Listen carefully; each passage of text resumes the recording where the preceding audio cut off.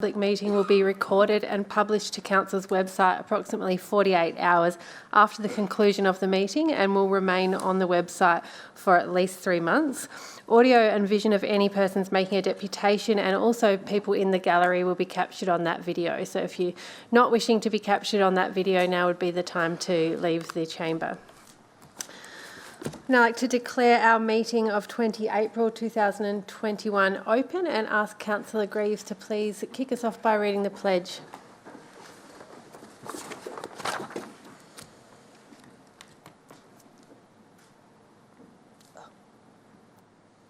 Thanks, Mayor Thompson. We recognise this city's considerable natural and cultural heritage, including thousands of years of traditional ownership by Ghana and the more recent contribution from people either born here or who have migrated here.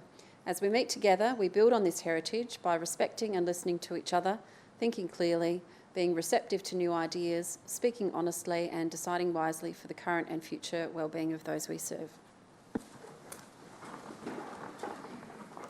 Thank you, Councillor Greaves. The first item on our agenda is confirmation of the minutes of the previous meeting. Would someone like to move those minutes? Deputy Mayor McMahon and Councillor O'Brien. All those in favour? That's carried. There's no adjourned business or leave of absence. The next item is my Mayor's report.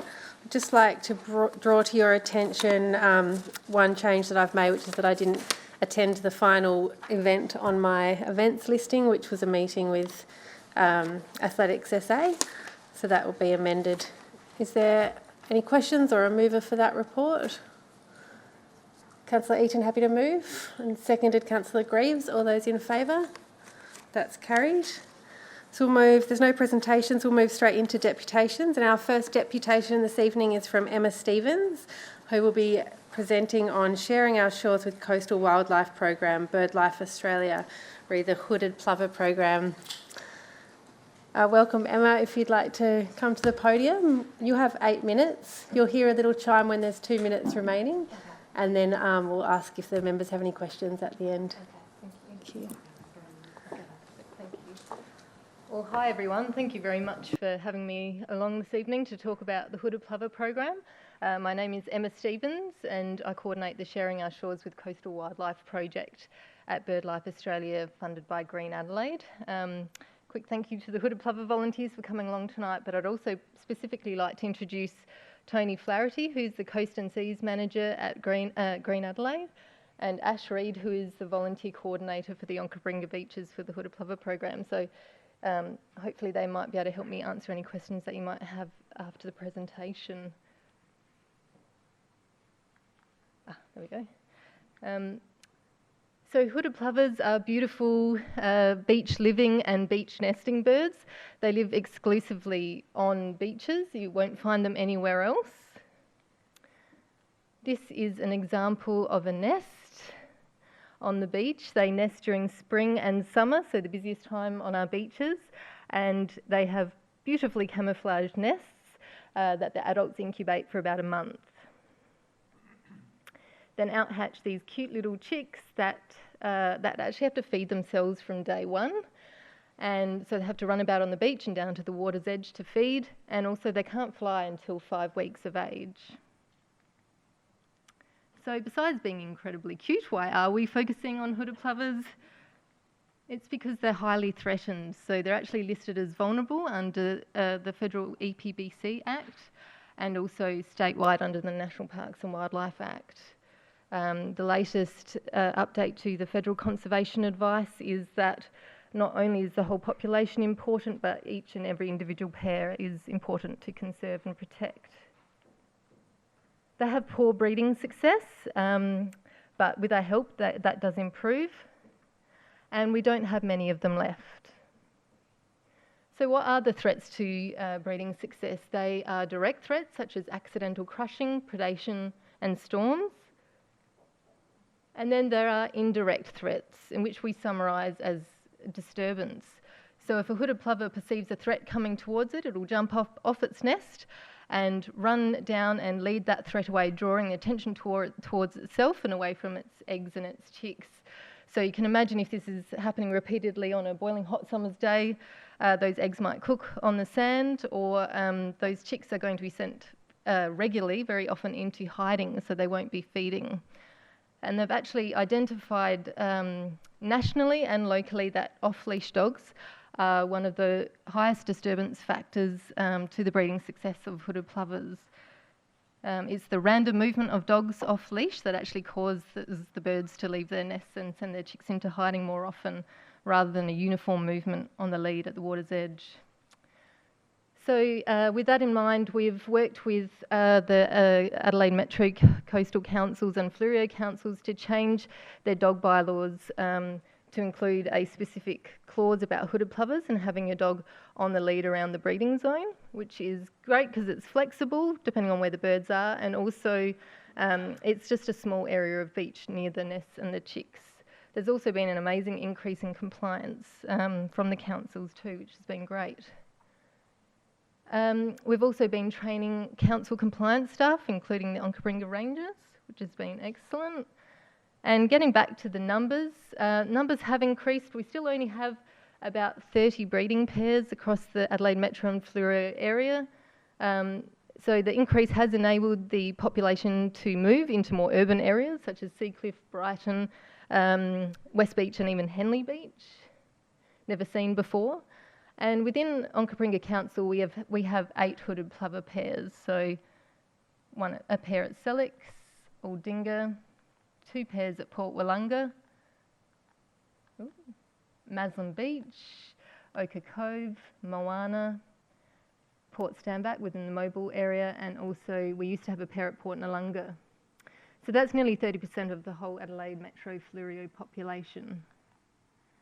So just going very briefly into this focuses on the breeding success of the season just gone. The pictures represent the number of breeding attempts by each pair. And for example, there have been 6 attempts at Moana without any success, unfortunately. And you can see the photos where the birds are flying. That's where the success has been, where the chicks have actually fledged. So it was a great result with 5 chicks fledging this season. If you look at the breeding success over 12 seasons, you can see where there has been success and where there hasn't. Apologies, that should say Port Noarlunga and Moana. They haven't always consistently had breeding pairs, but Aldinga and Silver Sands area have, and unfortunately they haven't seen any success. So what are we doing to help? Well, we're working collaboratively across 7 councils and all levels of government, and of course the wonderful volunteers, the Friends of the Hooded Plover.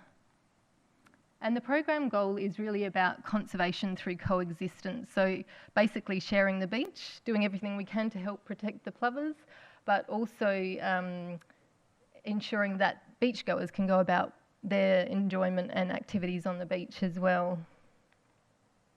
We have 23 BirdLife Australia volunteers on Onkaparinga beaches, contributing about 2,000 in-kind hours each season. About 90 volunteers across our region and hundreds across Australia. And collectively over our region, we collect more than 3,000 online data records each season, which are analysed and put into council-specific reports, and we meet with council staff to go through the recommended actions to try and improve breeding success. The council staff and volunteers do an incredible job protecting the nests and chicks with temporary fencing and signage, and engaging the community in a whole wonderful range of ways. And the bottom left photograph is at Selix during the wardening in January when we had chicks on the beach there. Great example of coexistence where the volunteers were explaining to drivers, where the chicks were, so there weren't any accidental crushing, but of course still enabling the vehicles to drive through the area. All volunteers are registered through the BirdLife Australia program and trained through the different roles. And in conclusion, looking at some positive actions moving forward, we've been incredibly thankful for the compliance efforts from the rangers at council. And I guess, we know that they're at capacity, so perhaps an option would be to looking at a dedicated ranger to assist with compliance.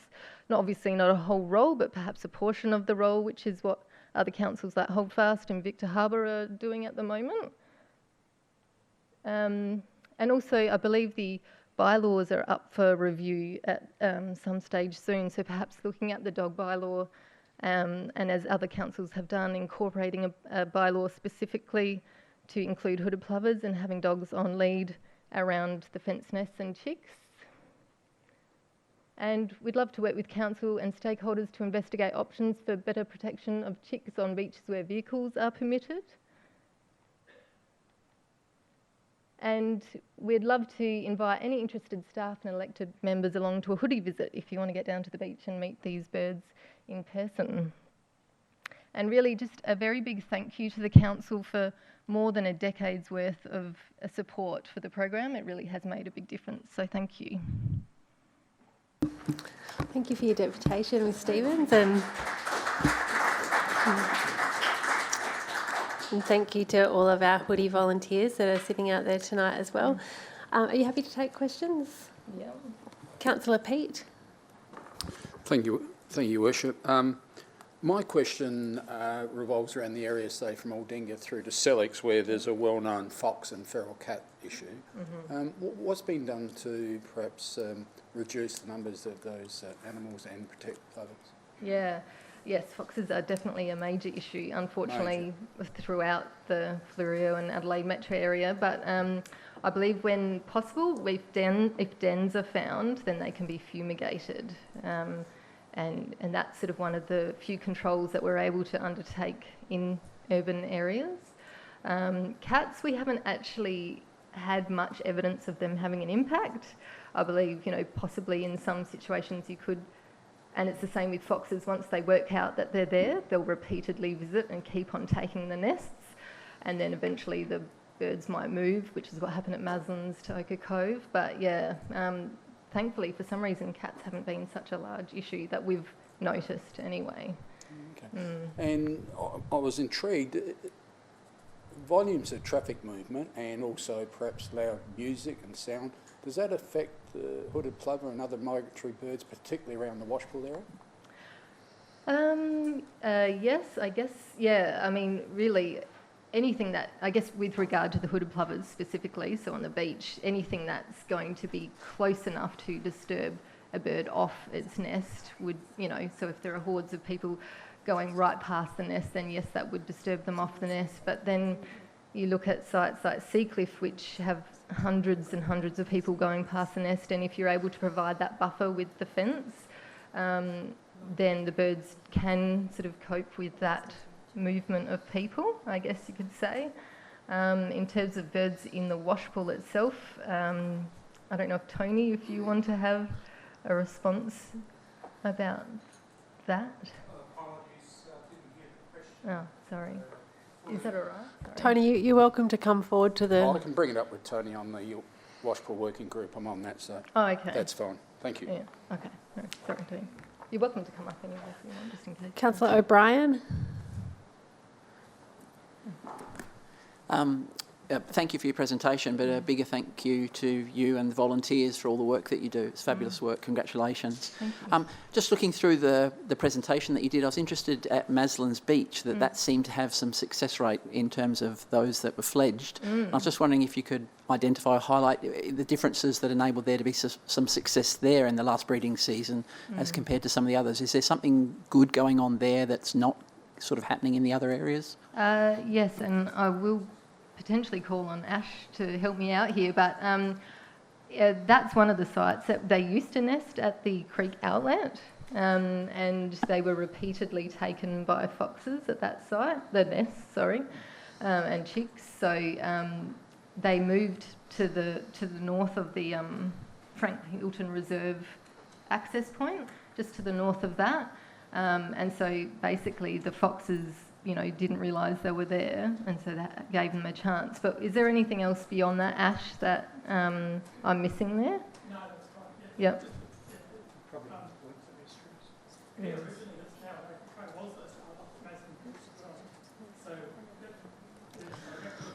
it's over a 12-year period, it's quite a long, and it's actually two different sets of birds on that one.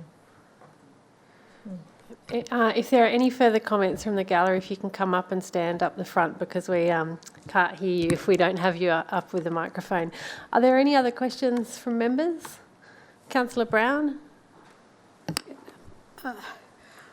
I'm elated that you came because we've had this coming before council over a period of time each summer. These are the only positive actions that you want us to particularly implement? Yeah, I guess I just thought they, collectively, we thought that was a good starting point at least, particularly because dogs on off-leash are such an issue across the board. To, you know, to be able to change the bylaw to specifically have that in there, I think enables the rangers to be able to expiate on that more easily. And yeah, I guess the other difficulty is that the chicks are having a really hard time of it, particularly at Selix and Aldinga, and just really want to open the discussion, you know, about what could possibly be done, because obviously you guys know the local community really well and what options there might and might not be.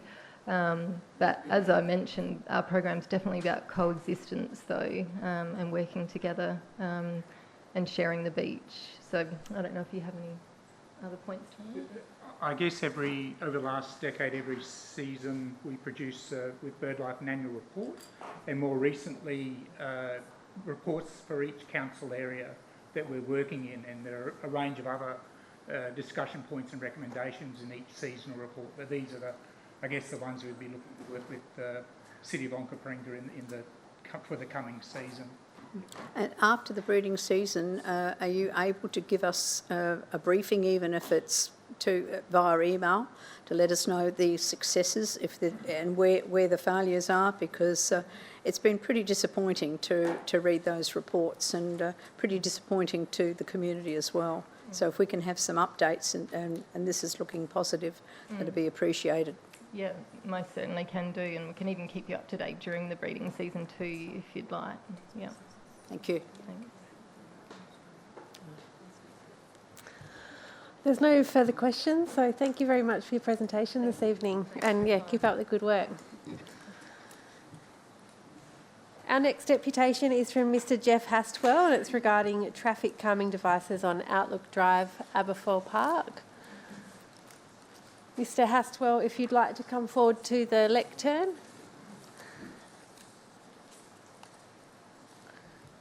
Just like the previous group, you'll have 8 minutes, and you'll hear a little chime when you've got 2 minutes remaining. Do you remember him? Not sure.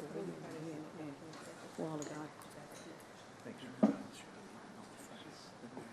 Good evening, councillors and guests. Thanks very much for hearing me. It's an urgent situation with human life, Outlook Drive, Aberfoyle Park. I'm a resident at number 2. There's about 43 houses along the road, which I believe has about 2,000 traffic movements at least per day. That's by council statistics. I'll get my notes out, which will help a nervous person. I'm speaking on behalf of about 44 signatories on a petition which maybe councillors have received. I do hope that makes sense. The essence of the petition is to request, as a matter of extreme urgency, a number, or at least a few, traffic calming devices along Outlook, so as to prevent a tragedy, one of which nearly happened 6 or so weeks ago. That's the main purpose to be here. I thank councillors who are already aware of the situation in Outlook Drive and express deep gratitude on behalf of the residents there. I believe Marion Themilotis and Geoff Eaton, our local ward councillors, are aware of this. The Mayor, Erin Thompson, engineer or traffic engineer Morgan Ellingham have actually visited, which is gratefully acknowledged and accepted. It seems that the stats done on road speed in Outlook Drive, 80% of vehicles exceed the 50 km per hour limit each day, each night. As I said, about 2,000 movements a day. A brief backstory might be essential at this point. My late wife and I moved there to Outlook in 2002. Since then, many incidents have occurred, some to my knowledge, some the neighbours have told me. Craig at number 35, up the higher part of the road, he can hardly back out of his drive without his heart in his mouth. There are 3 or 4 tiny shrubs a metre high, which just obscure his view completely. We suggested to the Mayor, and well, maybe a chainsaw at 2 a.m. might do the trick, but we were advised due process must go through, and so forth. But I should not be too facetious. Stats at the top of Outlook, where it goes through a number of windy bits onto Greenfield Rise and then Mount Malvern Road onto Chandler's Hill, reveal that a lot of cars access Aberfoyle Park, the shops, the hotel, from Clarendon, from Kangaroo and other places by zooming through off Chandler's Hill, Mount Malvern Road down Outlook. Now, I see no reason. A very simple fix here might be to just close it off as it once was to traffic from Chandler's Hill. Winterbanks Road many years ago was closed off to stop similar sort of incidents of hoon driving. Now, a few years after we moved into Outlook, someone going up the hill, he's probably quite drunk, smashed the big power box there. Huge, big electric distribution box, whatever you call it. Power out for 48 hours at least. I've got in my bag here exhibit. Another time a drunk person hit our letterbox. This is a souvenir of the old letterbox. And he luckily didn't keep the foot on the pedal and come through the living room. That's why I'm here, one piece more or less. And I guess it's time for the photo slide, or I'll run out of time. But, oh, there's one there. That's our neighbour at number 6, John and Carol Cornwall. In daylight, straight section of the road, the car at the left, smashed into his car and knocked it screaming into the rubbish bins on number 4. I believe John's car was considered a write-off. Luckily, no one in his car, and I believe the driver causing the incident was okay too, or at least physically. We could do the slides. I've got to press these buttons. This could be interesting. This is people further up the street, Tanya and Peter Maltzer. Their children were playing in that very spot some years ago when that car ended up upside down on their lawn. More photos show that quite clearly. The play area, there they are, of course, maybe parents, neighbours. But there's the date there.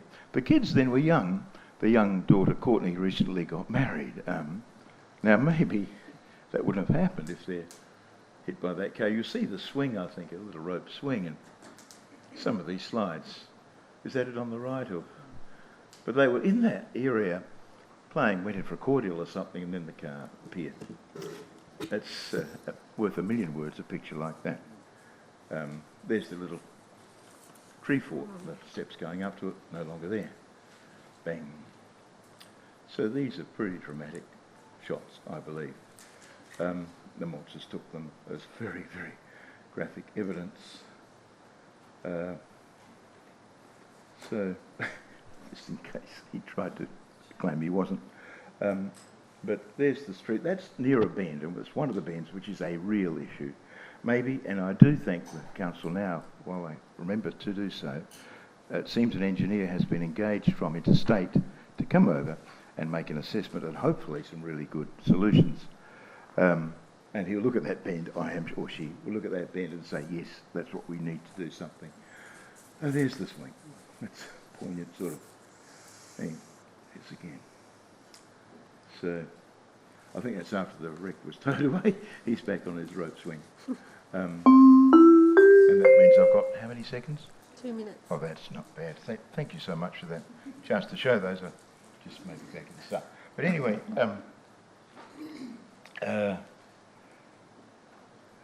I guess it's a matter of money, and I was incensed to hear that there was a plan, I believe it's shelved now, to upgrade or put another footpath in a nearby street. $100,000 plus was the price, which seemed to be totally unnecessary, at least compared with the urgency of the Outlook Drive problem. The footpath that's there is fine. It's a little used road near the high school. But Outlook Drive is not a little used road. And I do hope that somewhere very soon a solution is found. If residents can meet with the consultant, we'd be very grateful. We wouldn't be abusive or misuse that opportunity, but just to put questions, get some answers straight away, it'd be lovely. Because to wind up here, if we know about a problem and it's sort of urgent and do nothing, it seems to me a huge moral gap. If we don't know about a problem, we can be excused. But in this case, I hope it's been clear and some know from the past how it has been. I think as I wind up, Stephen Murray, Nat Cook, Bob Such, who in the past have done their utmost, and Steve still is, to help us. I believe SAPOL are contacted, but we don't hear what action they take or in any of these hoon driving incidents. I'd like to hear that too, but anyway, I guess it's question time because I think it's about 8 minutes. So if there's any questions, thank you. Thank you, Mr Hastwell. And I just might confirm for councillors, there's an update in your folders for tonight. You might not have had a chance to see it. This is just bringing the councillors up to date with what's happened since the ward councillors and I met with you recently. So we have further advised SAPOL that we'd like them to increase surveillance. And so we'll report back to you on that if we hear back from them. And we do have that consultant putting together a report which should be complete by the end of this month. So I suspect councillors will be seeing it come back very soon. And then, of course, how we fund that works will be considered through our standard budget processes. So thank you for your deputation. I'll go to questions now. Councillor Eaton. Thanks, Geoff. Just the morning that we visited you, I noticed there was some skid marks, wheelie marks out the front of your place. We didn't put them there. They obligingly put there by the hoons. Yeah. Sorry? Yeah. The hoons put them there. Yes. Yeah, when did they occur? Well, the big one at the bottom near our place would have been 3 months ago, I reckon. There's a more recent one near the brick area at the start of the road, but we didn't set those up. No, I realise that. By the hoons. I shouldn't make a joke of it, but yes, there's often the squeal of rubber on the bitumen. Because one of the observations throughout Aberfoyle Park I've noticed in probably the last 4 or 5 months, we're actually ending up with a lot of that sort of behaviour.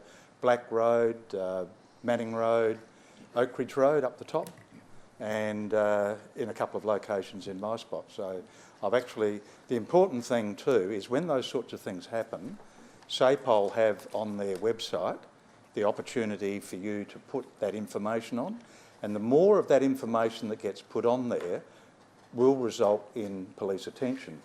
When we actually visited your house, that was the day before they'd actually put speed cameras on Windybanks Road, Taylors Road and Oak Ridge Road. And they're normally roads that the speed cameras don't go on, but that was as a consequence of information going on their website. So it's important to put that on. Did you suggest anything about speed limit? Not me. No, it's 50 at the moment, but you might make it 30, they'll still do 70 or 80. So. Yeah, okay. But the point is, with all respect, Geoff, we have reported incidents. We never see a radar. We never hear feedback on the website as to any action taken or not taken by SAPOL. We'd love to have that feedback. We don't get it. Yeah. And we just haven't seen a camera there for, I don't know how long, but SAPOL would know. Yeah, okay, thank you. Tom. Councillor de Graaf.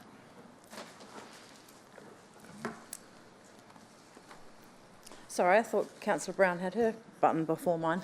Must have taken it off. No. I couldn't entirely hear what you were saying in your deputation. So just if I could get you to clarify on a couple of things. So you're here about traffic calming measures for the street, yes. So what were you saying about the large gum tree? Have you got photos of the gum tree and the issue that you're saying about the tree? I don't know about the large gum tree, sorry. Okay. We're talking about another incident. Yeah, no, I heard, it's just in here, it's got the... I'm sorry about it. My feedback, fallback's okay, but obviously not getting But you're from the same place, the Unity? No, different one. My mistake, my apologies. Sorry. There's no further questions, Mr Hastwell. Thank you so much for your time this evening. Thank you so much. We'll be addressing the deputation later in this evening and we'll be in touch to let you know how it all goes. On behalf of our residents, much appreciated. Thank you. Members, our final deputation tonight is from John Raymond from Unity Retirement Village, and this is regarding the gum tree removal.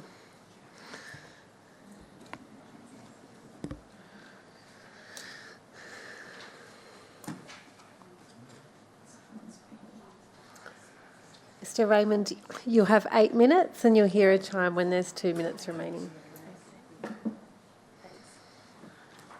Good evening, everyone. My name is Isabel Sassine. I'm the Village Manager at Unity Retirement Village. I'd like to introduce John Raymond. He's one of our Service Department residents. I've also got in attendance here, we've got Frank at the back. Frank, if you want to put your hand up. Daphne, and we've got Margaret, and we've also got Lynn, who's the Supervisor and Lifestyle Coordinator. I'm here to help support this application. A little while back, we put in a building application to remove a gum tree that is on our property and overhangs the service departments, and you can see in that top slide there where the shadow's over the building. Just to give you a bit of background, I should start from the beginning. So we've got 40 service departments. It's still independent living, but it's assisted living where we provide the cleaning, the cooking and the lifestyle services for our residents. Predominantly our residents are in their 90s and over, and many have physical disabilities, walk on, use walkers and walking aids. If we go, it's me. Is it up, that one? The issue there is we have this tree and it's a large Australian native. It's considered to be significant, and that's why our application was rejected. It overhangs the building considerably. Just during COVID restrictions just last year, where we had to have our residents enter and exit from their own external apartment doors, we had to end up spending around $22,000 on the pathways to lift and relay paths to make them safe, because of the roots had lifted all the paths and made them very uneven. Through that, we also have significant ongoing repairs and maintenance to our plumbing because of the roots getting into the plumbing, and also the cracking that occurs to the building. Now, you might think, oh, so what, that's just your repairs and maintenance, big deal. But the way it's their resident fees are structured is that they pay for the ongoing repairs and maintenance that occur. And so also the tree, because of its proximity to the building, is also a fire risk. And not to mention all the, the dropping that it does, and the issues it causes for our residents on their walkers. My job is to address the concerns and to protect the health and wellbeing of my residents. So when they come to me with their concerns, and we've had a number of falls in the area as well, then I have to action it and reduce the risk, and hence our application to council. Am I doing the right things at the start? Oh, there you go. Here's some pictures of how the paths lift. Unfortunately, I don't have a lot of befores because we spent the money during the COVID restrictions and had them all fixed. But these are some of the older pictures that we had.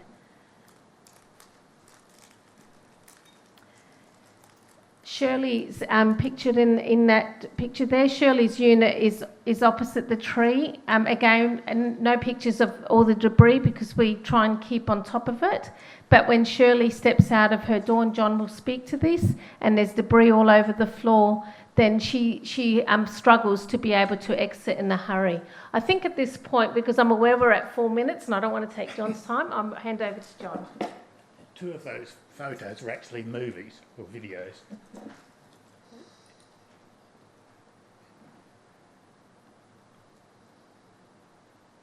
This is Barbara, who is here tonight. Barbara is 99 years old. She'll be 100 at the beginning of next year. Imagine that path if it's strewn with bark, twigs and whatever else. Gum nuts at other times. Gum nuts under feet, under walkers, are deadly. So is bark and sticks off the tree. Barb, she wants to get to 100 in one piece. Can we have the other one, please, Sue? This is Shirley, who lives next door to me. Shirley is in her high 90s. She has a walking problem. See how she struggles getting out of this door. Now imagine that when there's 6 inches of bark which collects in that doorway. She is in the direct line with the tree. When the wind is blowing from the southwest, the bark congregates in front of her door. She can't get out unless I clean it. This pathway that's between the tree and the building and these doors are our escape in an evacuation. It would be deadly if Shirley had to get out and there was 6 inches of bark there. The same thing with the path. If we had to evacuate and there's bark on the path, trying to get 90-year-olds up along that path, and it takes one person to fall and the whole path is blocked. We would like council to consider this a people issue. The bureaucracy in the council have turned it into a tree issue. Their response to our petition back in February was that it's a healthy tree, therefore it should stay. We believe it's a people issue. It's our safety. I'm the baby in the village, or one of the babies. I'm only 75. Most of the people, over half of our residents, are in their 90s.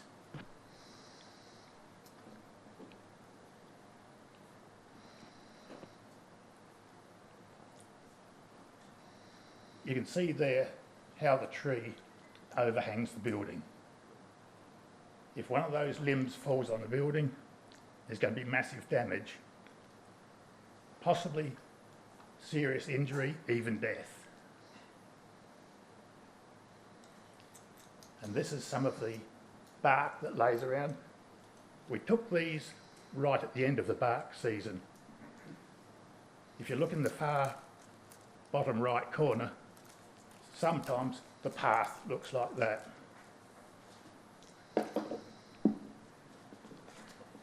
I don't know if you remember last week, or 10 days ago, there was an article in the Advertiser. Widow begs council to remove killer tree. A limb came off a tree and killed her husband. We don't want this council to face a headline like that, and we live in fear of it. Thank you. Thank you both. Can I just add in closing, when we talked about this to our residents yesterday at a resident catch-up, one of the residents made a very powerful point. She said there was no hesitation to remove all the trees in the the reservoir at Aberfoyle Park to create that space, but this is one tree that is on our property overhanging their walkways, which they use for fitness and health as well. And there's been a massive objection to that. So I thought that was really powerful, and I thought I should finish off with that. Thanks. Thank you. Thank you both for your deputation. I'll just go to questions now. Councillor Eaton. Thank you. Look, we've had an unusual season this year. Now, you are continually cleaning those paths, from what I've been told? Yes, I clean at least daily in the season when it's shedding bark or gum nuts, sometimes up to 4 times a day. Yep. And a number of the residents, clearly because of their age, also have visual impairment as well. Do they? Is that correct? They have visual impairment, they have physical impairment.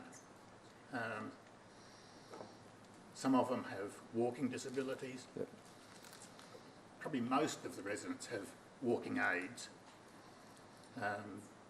Some have other disabilities. My wife has disabilities associated with cerebral palsy that she was born with. It doesn't take much to upset people when they're walking and there's pink rubbish on the path. Yeah.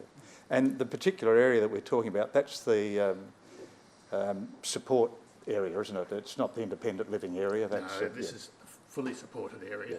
Yeah. And this path that It goes right around the building. It's the main area where residents walk to get exercise, which is an essential part of living. So, and this tree is only about 4 metres from our building, so if part of it comes down, it's going to be a catastrophe. And it's not that we don't like gum trees. We love gum trees. That's why we moved to Aberfoyle Park. But this gum tree is just in the wrong place. And are there any other gum trees on the property? On the boundaries, yeah, we've got them around the boundaries, but away from the units. Thank you, yeah. Tom. Councillor de Graaf.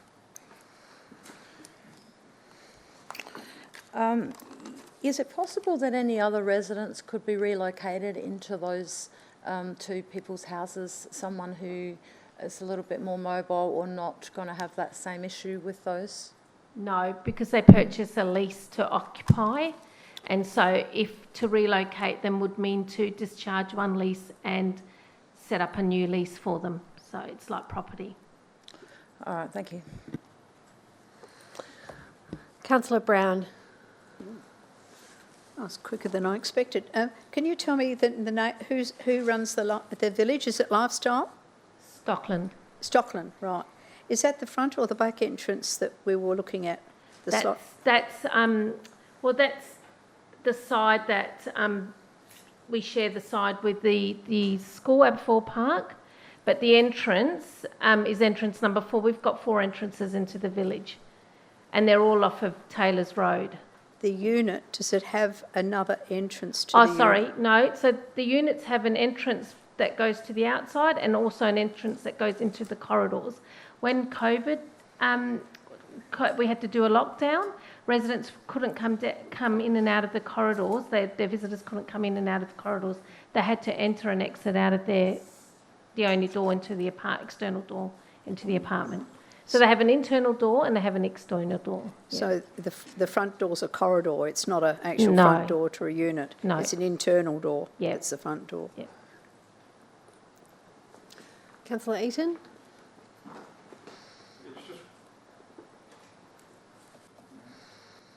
Just one final question.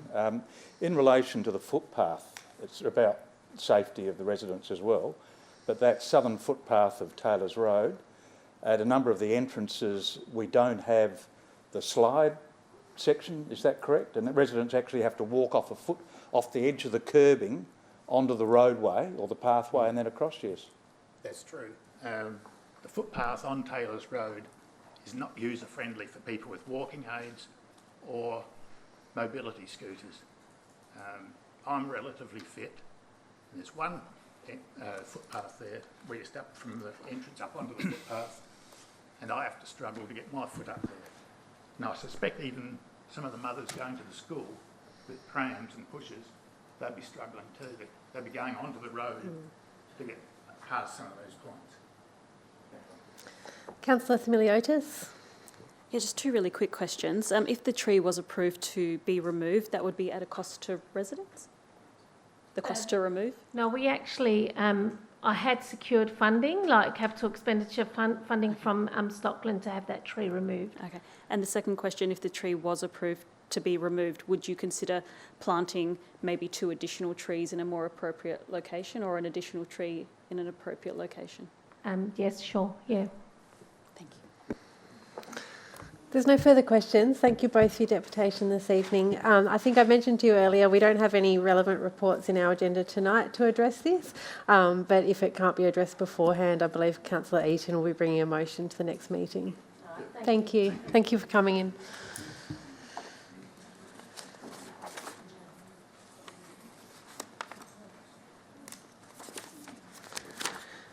Members, we'll move now to item 8.1, which is the Audit Risk Value and Efficiency Committee meeting minutes. Councillor O'Brien, wish to provide an update? Oh, sorry, not an update. I was going to move it and then speak to the... Yes, go ahead. Yeah, the meeting was on the 15th of March. It went for over 2 hours. The majority of the discussions were regarding the confidential item, which we'll be looking at later on tonight. So obviously we'll be looking at that just a little bit later. There were just two significant items, if I could mention both of those. The first part of the meeting, there was a presentation by Anthony on the long-term financial plan, primarily for the benefit of the independent members. This was really well received by the independent members, which was reassuring, seeing that they're on a number of council RVET committees. So that was very positive.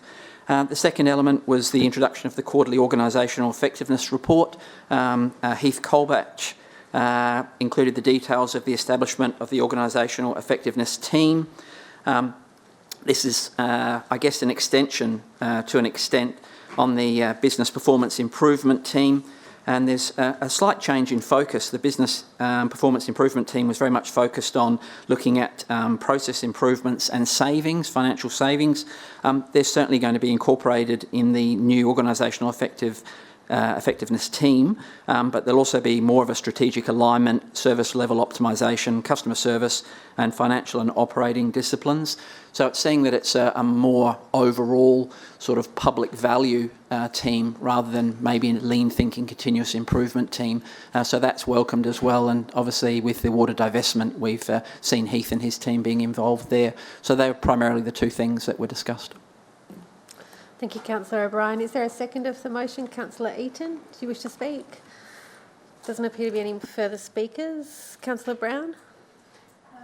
I just wish to ask, as a result of the last RVEC meeting, has there been any update on the art audit with regards to... Can you speak to that? We'll have to take that one on notice. Thank you, Councillor Brown. Get back to you on email. If there's no further speakers, Councillor O'Brien, do you wish to close? We'll go to vote. All those in favour? That's carried. Item 8.2 is the ICT Reform Project Steering Committee meeting minutes. Are there any updates to this report? No? There is. Through the chair, the committee sought for the Director Corporate to provide a verbal update. In Chris's absence, Brian has offered to do that. Thank you, Tony. Through you, Madam Mayor. By way of background, the Benefits Realisation Plan was tabled to the ICT Steering Committee on the 29th... Sorry, Can we... Oh, yeah. My apologies. Oh, a little bit too far away. I'll start again. Thank you. The Benefits Realisation Plan was tabled at the ICT Steering Committee on the... Still speak up? I'll get you to use the deputation. Sure. Being too quiet. Is that better? Yeah. Is that better? Shall I speak up a bit louder as well? So, yeah, thank you. Hopefully everyone can hear me this time. So the Benefits Realisation Plan was tabled at the ICT Steering Committee on the 29th of March, with the committee requesting that a verbal update be provided to Council tonight.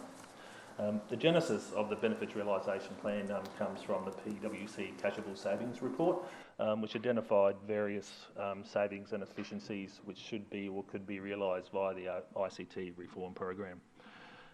With the revised program and project plans now endorsed by the ICT Steering Committee, we've been able to finalise our governance arrangements and processes, which will provide a way of identifying, harvesting those efficiencies and savings throughout the program.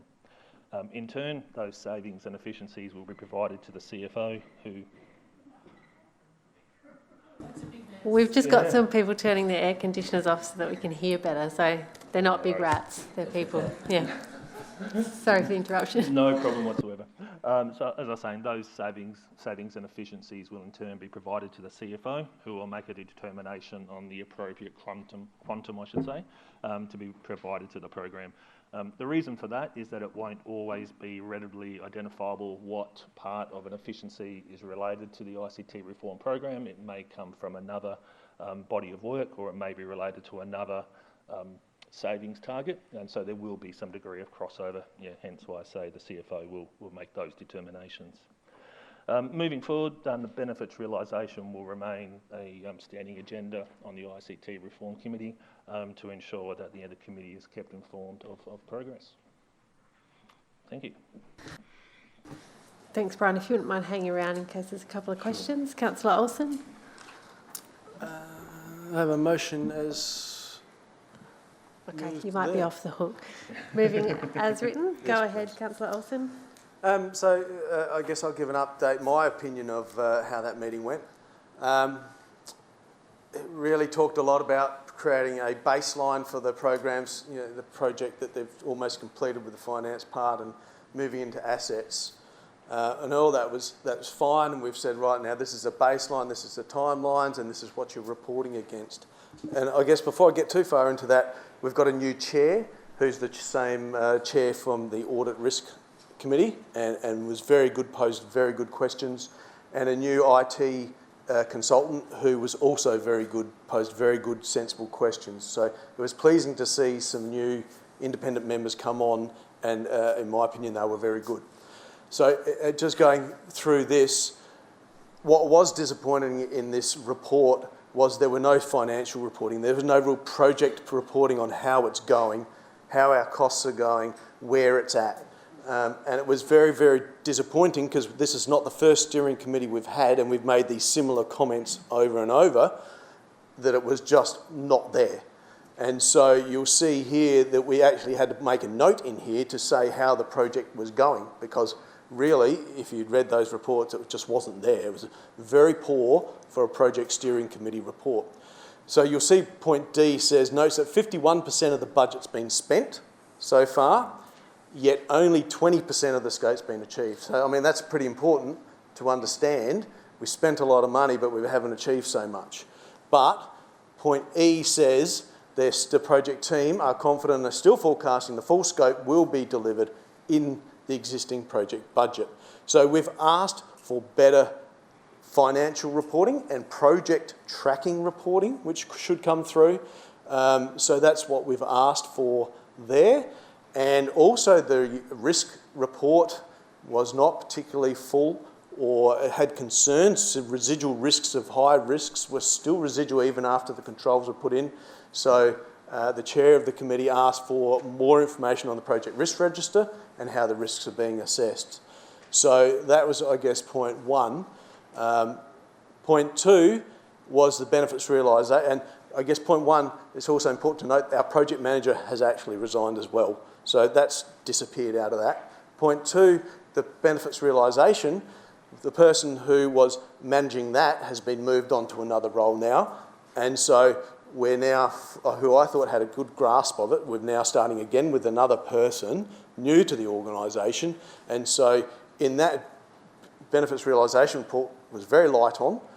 And there was an error which I've added in point 4, which the Director of Governance wrote in this report in error, saying that we've already realised $2.55 million in savings. So, I mean, that's a significant statement to make. But then during the meeting and subsequently in the follow-up report you see is in writing, I asked him, that was an error, and it's nowhere near that amount, and it's detailed in the financial section in table 1. So that's why I've put that in. I should have put it in there on the meeting, on the night, but I thought it was important that, if for future, if everyone goes back to that agenda, they understand that that was incorrect. So that benefits realisation feels like it's being left off to the side and not really being given the attention that it needs. It was in the past, I felt. However, this meeting clearly wasn't having the focus that I believe it should be having. So that's my summary. Thank you, Councillor Olsen. Is there a seconder for the motion? Deputy Mayor McMahon, do you wish to speak? No further speakers. Do you wish to close, Councillor Olsen? We'll go to vote. All those in favour? That's carried. Thank you. Item 8.3.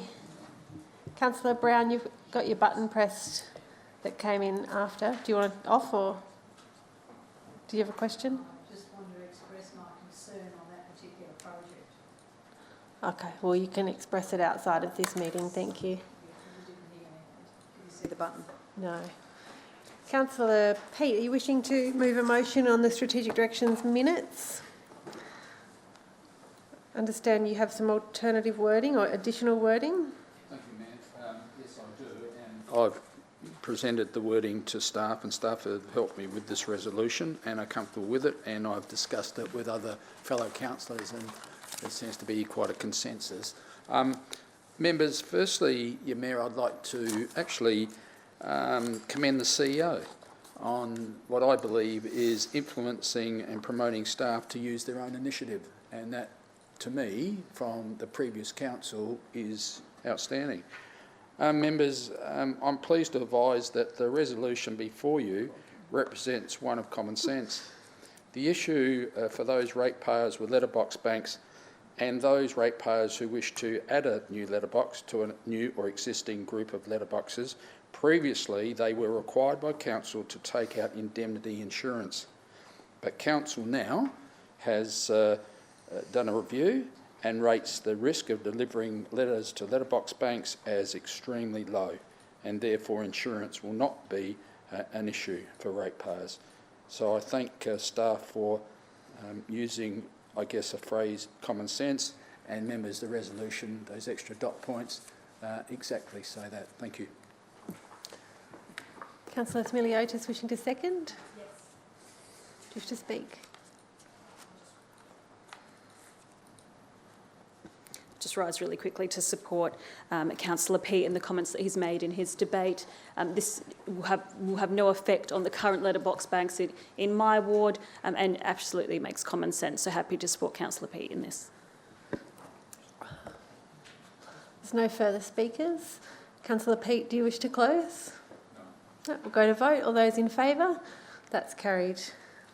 That brings us to our reports, and our first report, 9.1, is our First Nations People Advisory Group.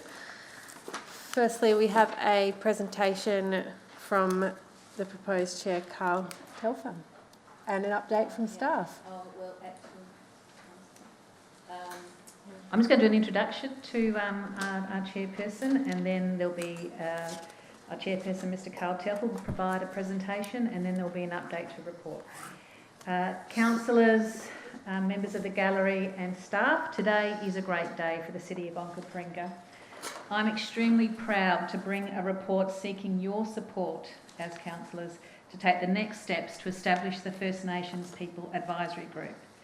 In our city, we are lucky enough to have passionate Kaurna community members with a wealth of knowledge about caring for country in a way we all want to see thrive. Making sure their voices are heard and considered is vital to building strong, vibrant communities we know our residents, ratepayers and visitors want to see. This advisory group is a way we can formalise and strengthen our relationship with representatives of the local Kaurna community and First Nations people. Last time this issue came before you, you approved appointing Mr. Carl Telfer as the chair of this group. Carl is here tonight to share a few words with us about the next steps in getting this group together up and running, and why is a strong way to move forward together. I'll hand over to you, Carl. Morning, actually. Morning, Kukawi, Nala Kumiata, Nani, Kutikani, Nala Yarta, Nanyari Windakut Nature, Nyanwangadi, Malabar Yartana, Nyamina Yartana, Ninko, Merandi, Zubrukiana, Yarta, Mani. Just greetings to everybody here. This is sacred country where we all sit, and it's good to be here to, I guess, represent the footsteps of many generations of my ancestors that have walked this country from the first sunrise. So, I guess as chairperson, yeah, I don't know what happened there, but it's a position, I guess, for me, not taken lightly. As a leader of in my own community, around the culture and about bringing people together, it's really, really important, especially down here on tribal country down here. This is where I grew up. This is the place I know, like that side of the hand, both sides of the hand, and it's an important place where I know where the stories are on country, I know the sleeping places, and and those sorts of things. And I think through educating and bringing people together through those ways of understanding will just not make this city more vibrant, but it will make it stronger in unity as well. So, I'm happy to have this opportunity to speak with you all about this journey and why it's an important step forward, and I think I already just mentioned a bit of that. I don't know if it's a report that I'm doing, actually, more like a presentation, I guess, which is just about asking, everyone here that's sitting in this space right now on this ancient country to consider just a few things that will help us to get our circle moving. I guess the question is about the advisory group and who's a part of that. Well, I'm obviously the chairperson of that, and I won't go on about myself. But there are other members that are a part of the group too, the traditional owners. And I'll just mention three of them at the moment. One is Corey Turner. Corey has grown up down this way here too. Has been involved in some of the cultural and heritage recovery and repatriation over a lot of, over a few years, but more so involved in like the Nunga youth, the Aboriginal youth programs that used to happen down this way, that the Yarnies were a part of, trying to keep us kids occupied, keep you out of, what they say, if you're busy, you're not going to get busy the other way. So all the Yarnies made that really clear for us down this way. So I've grown up with Corey, and I've known him since a young fella surfing the mid-coast and further down south and stuff like that. But like I said again, it's about that ongoing connection to country that provides the circle, the knowledge base, but also where the skills come from as well. I believe he used to be an employee of this council many years ago as well, under the social planning team. So there are skills there, inter-government relationships around that sort of stuff. The second person is Alima Pilot. With her, she brings the Torres Strait Islander nation with her into the space as well, which is important because we have Torres Strait Islander people in our community, but a lot of what they talk about and what they feed back to us is we're very, we don't know who to talk to, we don't know how to put our hand up because we don't see where we can go to. That makes us feel like we're a part of the First Nations circle, which they are, as far as Australia goes. So Alima's got background in education. She's currently working, with schools. The one thing that she's really involved with too is sports. I don't know if you know about the Nunga Tag. Has anyone heard of that, the Nunga Tag? There's a lot of people, a lot of community come together for that. So it's a great way of keeping kids busy. So those sort of initiatives are great, and they're the sort of things that I think the group is looking at fostering better relationships, but building on not the capacity but the capabilities of our people.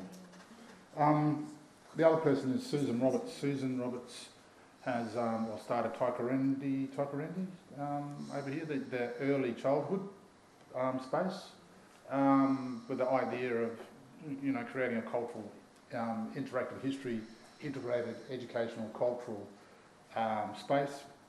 She moved out of that role, but the work and the memory of her handprint on that story is still there, which is really, really important because that's where we know culturally we need to interact and teach the kids about their culture from day 0 to 3 years old. Yeah, and my nana actually was a part of all that. She started the first kinder year in South Australia many, many years ago under the Dunstan government. But Susie's also an acclaimed artist as well. So she's actually done workshops here for NAIDOC Week, Reconciliation Week and all that sort of stuff in connection with the Uncle Council, but also with other community groups around the place and that as well. A lot of the people that are a part of this group are actually connected to STOMP. STOMP is called the Southern Traditional Owners Miana Pakrata. And Miana means people and Pakrata means the southerly. So I don't know, we wanted to teach you fellas a bit of language, isn't it? To become part of that with us. And that's the group there where we're focusing on setting up a youth governance group as well as the Senior Elders Council around that, especially for the southern area.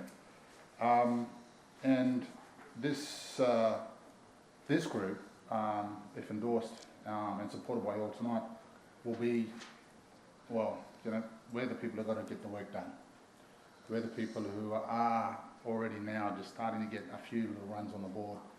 We're the ones who create the relationships, keep the relationships, reforge and make new relationships with an understanding that they become generational within our community. So it's not just a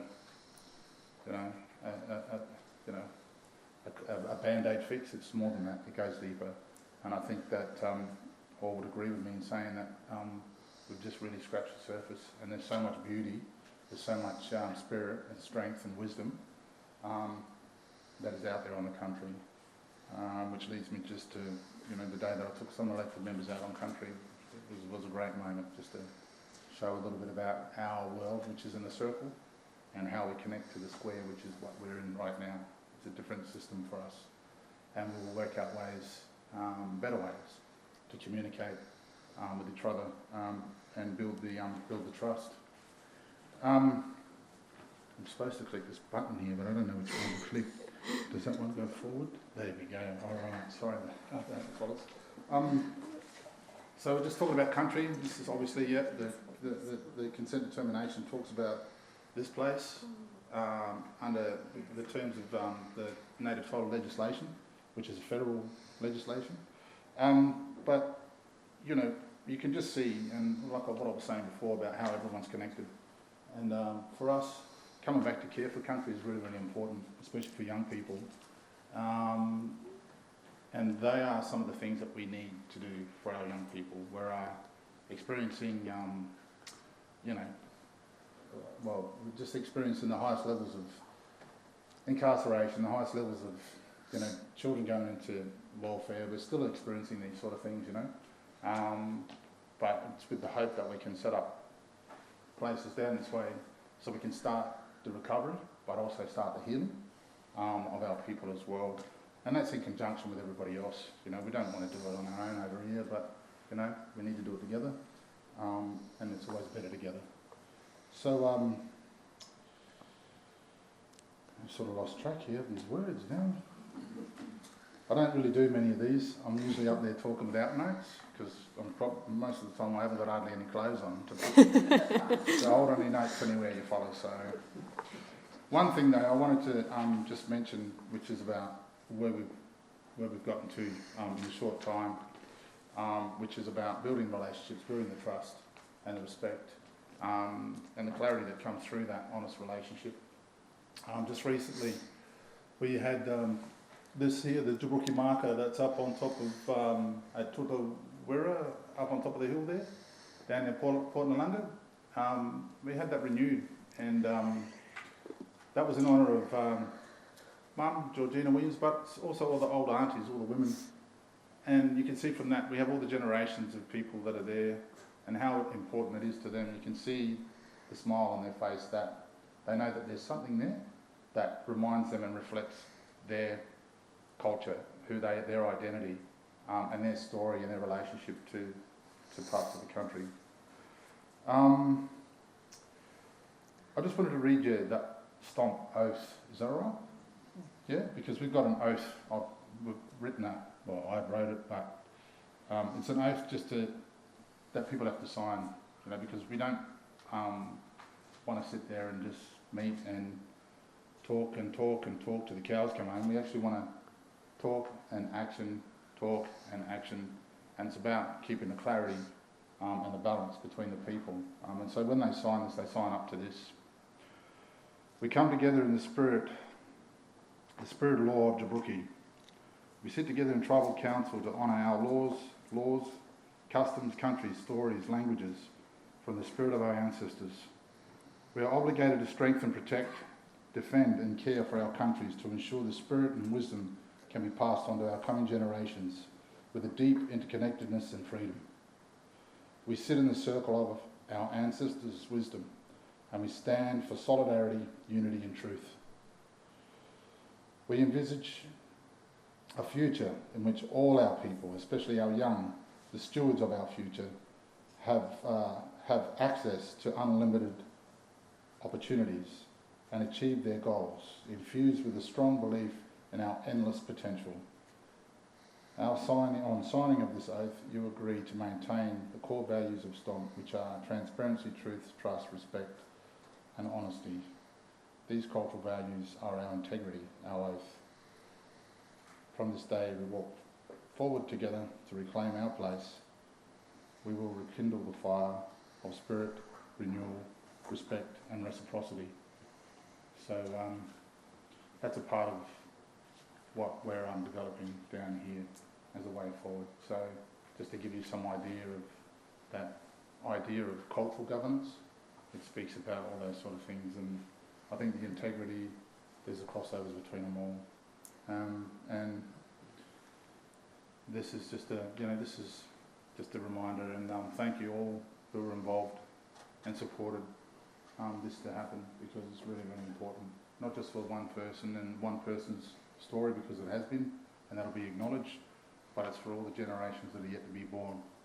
As long as that rock, not the rock of Gibraltar, but the rock of Djibouti, still sits the Iron Country for everyone. Yeah, so thank you. Thank you, Carl. Are you happy to take questions if there are any? Okay, yeah, all right. Does anyone have any questions tonight? Councillor de Graaf. Thank you. Happy to go first. Thank you very much for coming and speaking with us tonight. Look forward to seeing what this group can do. It sounds very exciting. So with the meetings that are going to be happening, because we're not sure, it looks like there's going to be 3 elected members there. So just with the transparency of that and the information getting out to other people, would you, hang on a sec. Would you prefer that the minutes are kept in a detailed format, or would you prefer the minutes to be more of a dot point format? Because this is feedback that I'm bringing forward from Buster Turner, asking for the minutes to be documented in a very detailed format. So as the chair, I'm asking you that question, what you would prefer. Yeah, no, well, if you want to, Jules, yeah, that's right, yeah. But me, it's all about what I just read out.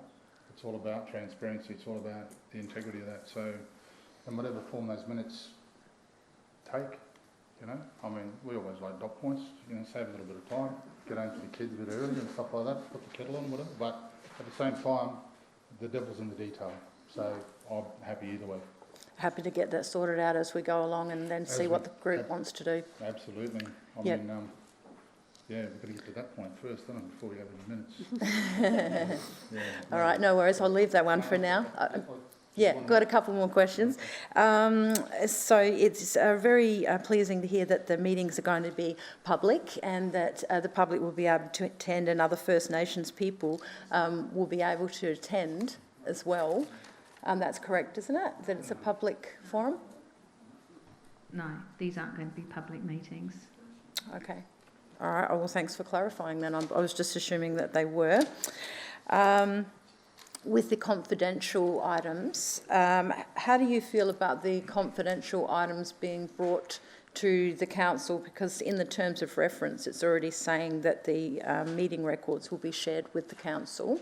So with the confidential items, the items that you choose to be confidential, are you happy with those being shared with the council through the normal confidential process where the council has confidential meetings? That's I think that's a question maybe for I mean, we're establishing council, and with the help of council administration, we're establishing this advisory group, and there will be, we understand that there has to be, given it's a council is establishing this advisory group, there has to be a reporting back to council, but we are trying to balance the actual reporting back with some of the confidential and culturally sensitive issues that are brought to the advisory group.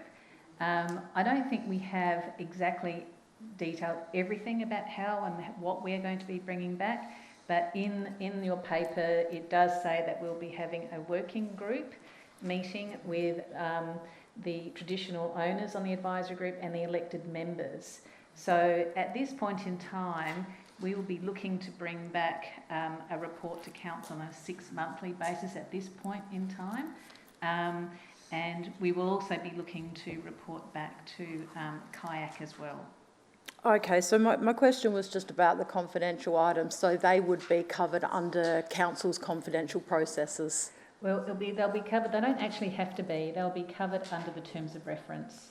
No, sorry, you're misunderstanding my question. That's why I was addressing it to the chair, because I just wanted to hear his personal viewpoint of it. So the items that the group discusses confidentially, are you saying that through the working group, those matters would also be discussed with the entire chamber? Because my question is about, will the confidential items that are discussed in the meeting also get reported back to the council on those 6-monthly terms, but kept confidential? Because it's just that we're representing the people, so I'm assuming that the other councillors would be able to keep that confidentiality and have an interest in that. So, okay, Edith, do you want to have a crack at that one? So in terms of the confidentiality, that's in relation to cultural confidentiality. So it's issues that are of a sensitive nature to the group that the group can decide as they go along. And as Julia was pointing out, you know, hopefully at this meeting, the first workshop with the members there, these kind of details can be ironed out, but it's in there now so that it can be something that group discusses. no worries. Thank you again, Carl. Yeah, no, I just wanted to say with that too, it's about cultural protocols and how we develop them. Yeah. Our reporting mechanism too with this First Nations group is actually going back to Stomp, which is our community group. That's where the people are attached to, so the community are a part of all that. You know, so with this, and when you're talking about the governance and all that, you know, this isn't even day one yet. You know, so how we work out how those things work best both sides. You know, following all of the processes that we need, we're going to work those out. Absolutely. Good point, and good luck with it as well. Thank you. Councillor Eaton. They're just reinforcing that cultural sensitive side of things. So I'll give an example. I had a lot of work years ago with what's now on the APY lands, and being taken around as a police superintendent, and I had a female community constable showing me around out of Yamata. Is there a question coming from There's this a question story? coming from this, and it's emphasising the issue about cultural sensitivity. There was a site they took me to. She called out in Pidginjara. A man came from the top of the hill, and she said, "I can't go any further. This is men's business." And he came down and escorted me into the location. So that's the sensitivity.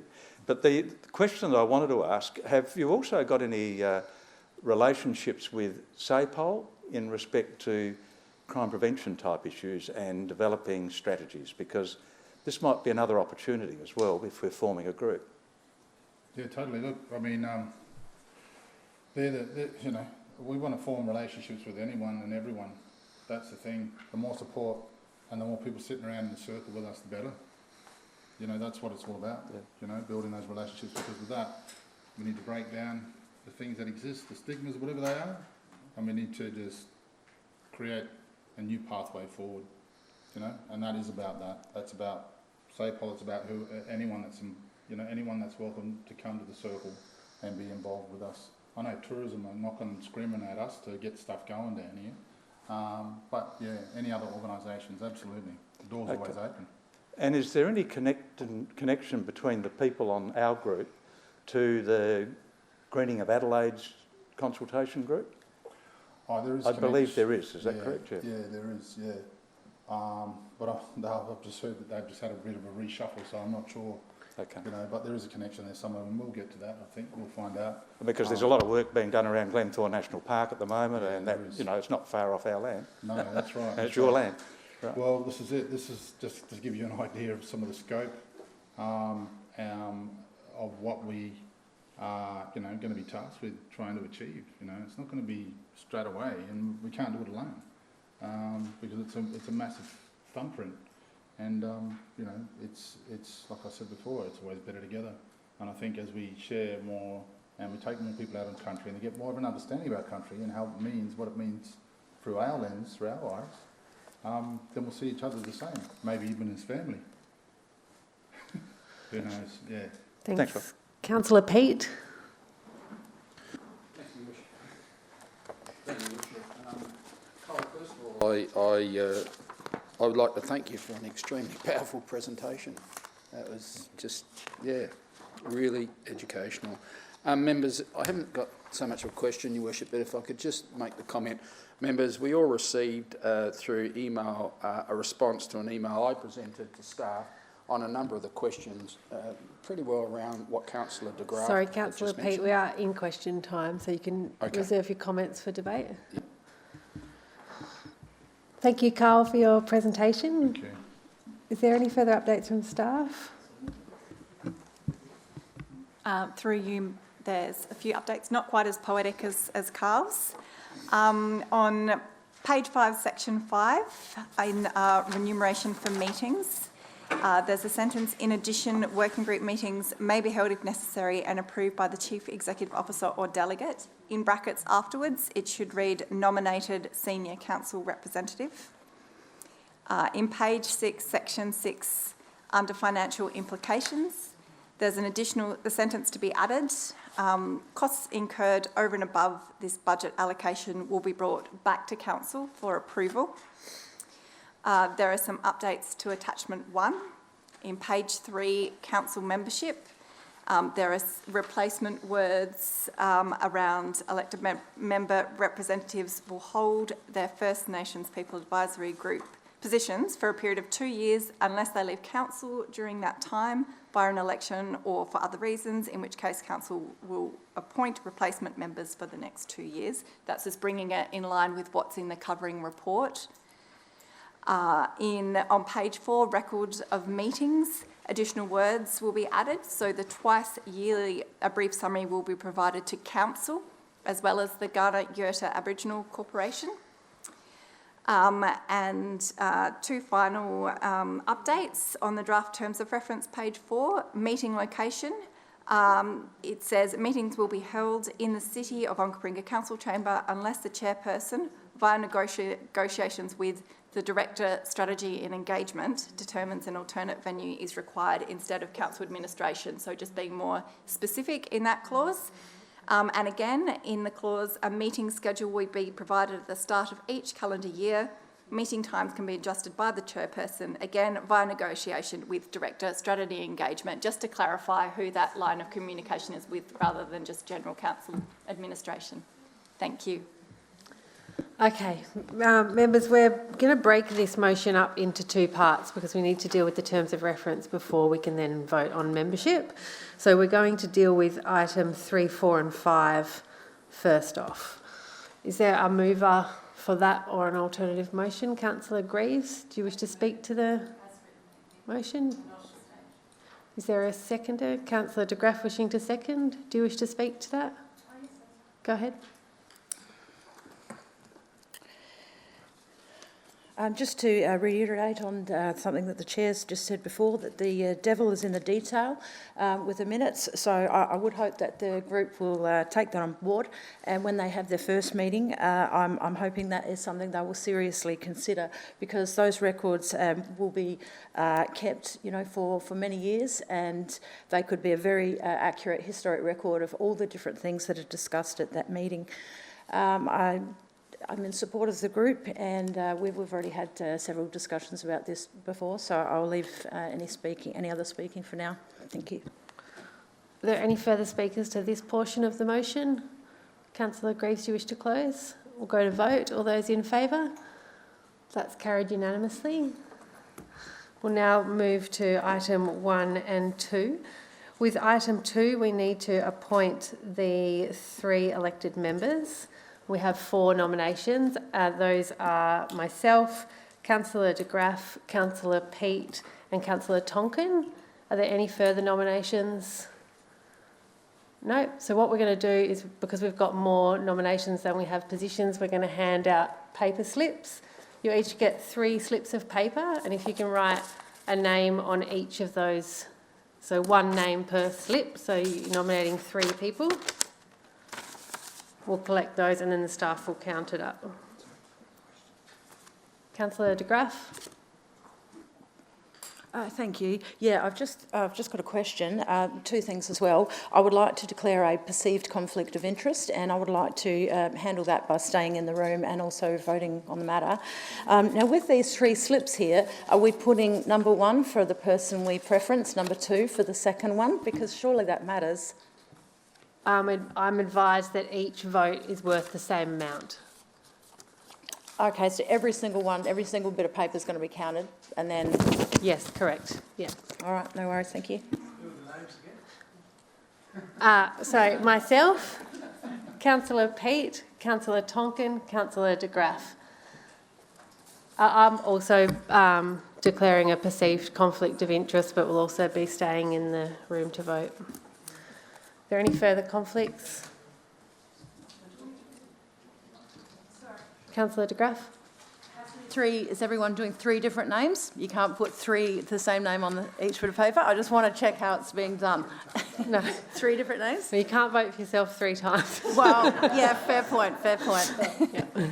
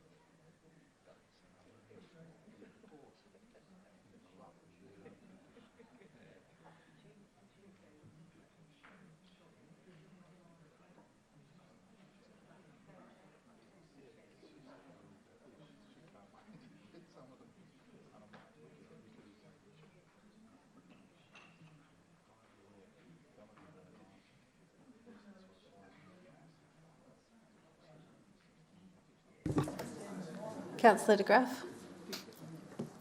Thank you, Mayor. Just while we're doing the counting, is it possible for me to ask a question of Julia, I'm assuming? Why has it been decided that the group won't be public?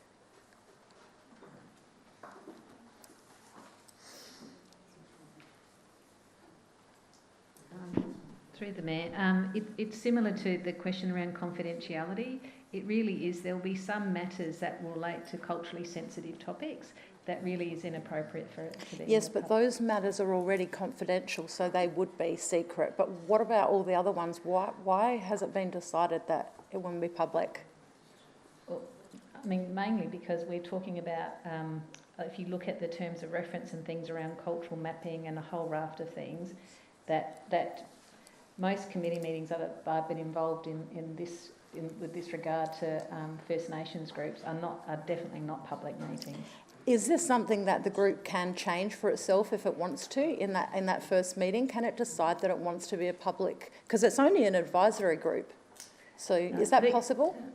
Well, it's possible, but I would say it's unlikely. I think the idea is that we create a space where we have traditional owners. There's a safe space to talk quite openly about things with elected members as part of an advisory group, and that safe space to me means that it is not a public space.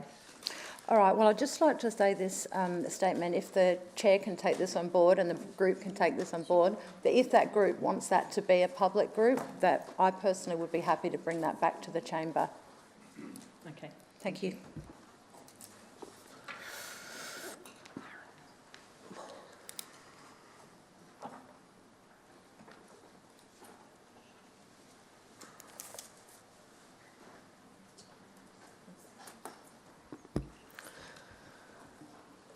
Okay, members, the three elected members with the highest number of votes are myself, Councillor Peat and Councillor Tonkin.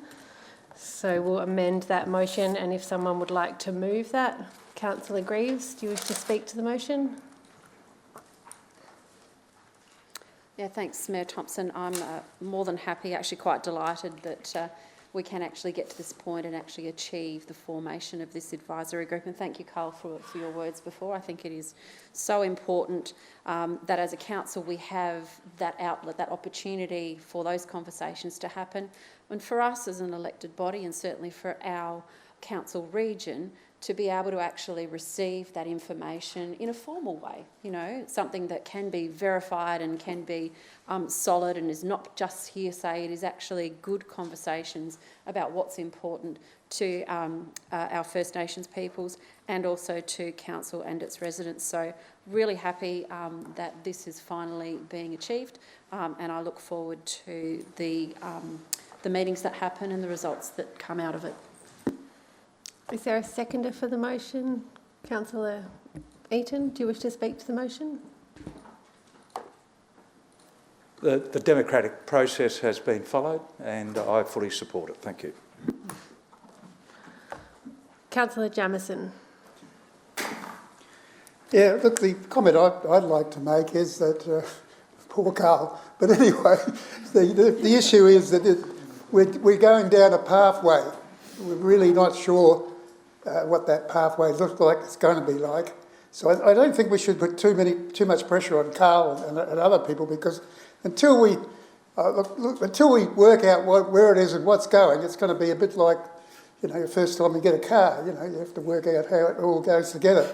So I think it's very important that we give this group some space so that they can get together and start working about what's important, what's not important, without trying to, you know, get them at this moment to answer all the questions and all the rest, because I don't think too many of us here have the answer anyway. So it's just time will bring those questions forward and they'll be handled properly. And congratulations, I think, to Carl, his mob, and us. You know, I think this is going to be good.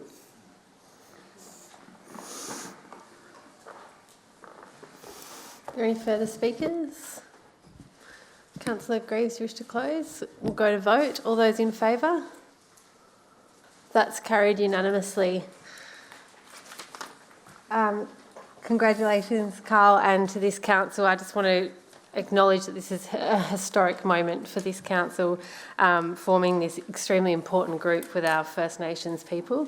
And thank you to Carl for your drive in making this happen, and we're really looking forward to working with you on this, and thanks to the staff as well that have worked really hard with the local community to get this to this point. Looking forward to it. Thank you. Members, will move to item 9.2, Sigma Road, Lonsdale, Hallett Cove Boundary Realignment, publicly initiated general proposal. Councillor Smiliotis wishing to move. Number one, get rid of the or and two. Yeah, do you wish to speak to that? Oh, just really quickly, I think page 65 of the report, if you've taken a look, explains why it makes complete sense to move that boundary into the City of Marion. It makes it easier for them to provide services to their residents. So this is just one of those no-brainers that make complete sense. So we're just fixing something up, really. Thanks. Councillor Brown wish to second? No. Councillor Jamieson wanting to second? Yes. Do you wish to speak to that? We actually discussed this in the last council. The issue is the ease with which you can get into that part of Marion stroke Onkaparinga. There's only one way in, and that's back along the coast. And if we were going to try to have that slice of land, then the cost for us and the complexity of servicing that particular area far outweighs the good decision to say, well, it's in their area, they've got all the things there, and I think we should be starting, and I think Geoff is leading that way, I think we should be starting to think about an area and can we service it completely and properly? Because at the end of the day, I think we're councils and we're supposed to be for the residents, not gathering, like Genghis Khan, more and more things. I think we have to start thinking about what's practical, what's sensible, and what will really make our residents happier. So that's my view. Councillor Brown? Yeah, I'll debate, be the devil's advocate. I had the Riot Act read to me by some residents regarding it. The question is, does council pass Pandora's box onto Marion Council, being that this land has been and is at present a form of buffer? It's right against the industrial area, right? You can see that from the map on page 59. The council spent a lot of time and money in the past ensuring where it can form buffers to industry and primary industry because of the conflicts. Lonsdale urban employment land contains existing industrial business. I doubt if a few know the dependence of this desal plant alone. It could be said, do we pass on this issue to another council and let them deal with the conflicting issues? And that's where it's 6 of one, half a dozen of the other, because they're going to have to try and manage it. But it takes the development application for housing that may wish to build adjunct to our industry away from council's development services, and there lays the toing and froing. No control of the development affecting our industry. Is that a good thing? I know what the industry would say. We do protect our existing industry, or do we lose what may be seen as appropriate and not conflicting? A decision for the Chamber. This land abuts our industry land on the same road. Most of us are well aware of the conflicts of industry by residents in the vicinity of such, much like primary industry and housing plans abutting to it, the residential areas that have shopping centres near it. Large thumping trucks vibrating people out of bed as they pass the road residents live on is impacting what will likely be the future of urban and rural urban and domestic mix if this land is packed with housing from Sigma Road north. I just say good and conducive development and not conflicting is ideal in my view, and it's either Onkaparinga is going to have to handle it or Marion will have to handle it, but we won't have a say if we pass it on. Councillor Pete. Thank you. Sorry. If you can press it again, thanks. Thank you. I apologise, members. I just have a slight concern, as with Councillor Brown, actually. I recall when I was previously on council many years ago where there was something like this relating to the Adelaide Mushroom Farm, and you remember how members that were there with me at that time, we allowed development of land up there, Palantinga Road, right up to the Adelaide Mushroom Farm, which in fact in the long term squeezed that commercial industrial business right out of the area because of the residential pressure that was placed on it due to its operation, its noise and its smell and a few other things. The question I ask of the officers is and probably a silly question, but can we influence Marion Council for them to enact something like a land management agreement with the developer, so then there is a buffer installed to the southern boundary of that land? Might just pass that one on to... Yeah, no, certainly.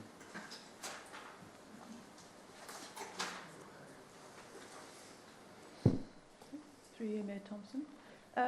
It's something that we could certainly ask the City of Marion as to whether they take that into consideration. That would need to be understood. In response to Councillor Brown's query later this afternoon, I did note that in the DPA, the Development Plan Amendment, the rezoning, it has been identified that there would be a solid noise barrier along the boundary that is proposed in any event, along the full length of the southern boundary, adjacent Sigma Road to a minimum height of 4 metres, 2.2 metre high vegetated earth mound and a 1.5 metre high steel fence on top. So that's already proposed and anticipated and was part of public consultation during the public notification process. Thank you, Worship. That's perfect. I was unaware of that, that portion of the development. Thank you. Councillor Smiliotis, would you like to close? We'll go to vote. All those in favour? That's carried. Item 9.3 is the nomination for a representative on the Australian Coastal Councils Committee. Councillor Pete, wishing to move a motion? Yes, Your Worship, I'd like to put a motion that Councillor Jamieson be inserted as the nominee. And I say put to the chamber.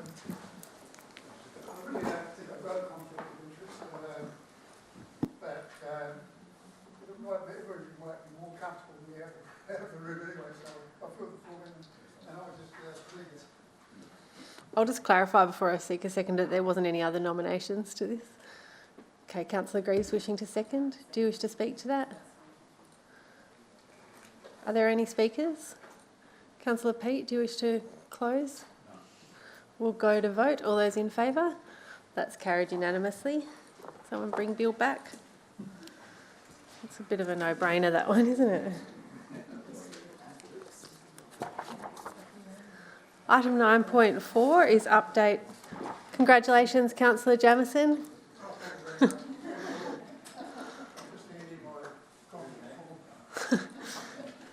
Item 9.4 is update on Council's financial relief measures for COVID-19. Are there updates to this report? Anthony, would you mind I asked you a question that Councillor McMahon had put to me earlier. Would you mind just telling everybody what you told me?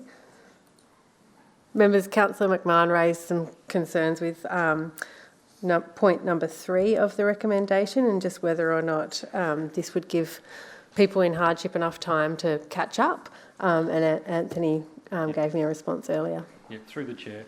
Councillor McMahon was, I guess, concerned that we're going straight back to how we were rating, charging people before in terms of their rates, and was looking for potentially a transition period. The new hardship policy and the approach that we're taking, I believe, does handle that much better than in the past, so that if there are ratepayers that are experiencing difficulty paying, it's important that they contact us, and we'll work with them to, in any event, come up with a payment plan if they are having difficulty. Part of the The other point that I made to the Mayor was that we would look at ways to communicate that very clearly to people. If potentially another an extra flyer in the rates notice that goes out, or some other form of, I guess, ability of getting it out there that people, you know, if they are having difficulty, come and talk to us, and we will work with them in a proactive way to help them through.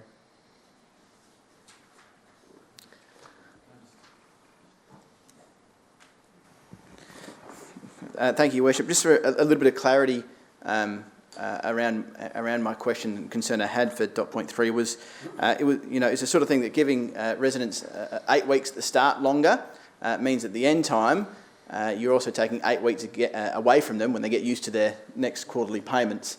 And if you take that away straight away, if they're paying quarterly, they're 8 weeks behind, they've just paid their rates, they're already struggling. There's only 4 weeks between the next rate notice, so I thank you for the clarity on that and hope that that does address those concerns. Thanks. And just for further clarity, I said dot point 3, but I was referring to dot point 4, and I think you were too, Councillor McLaren.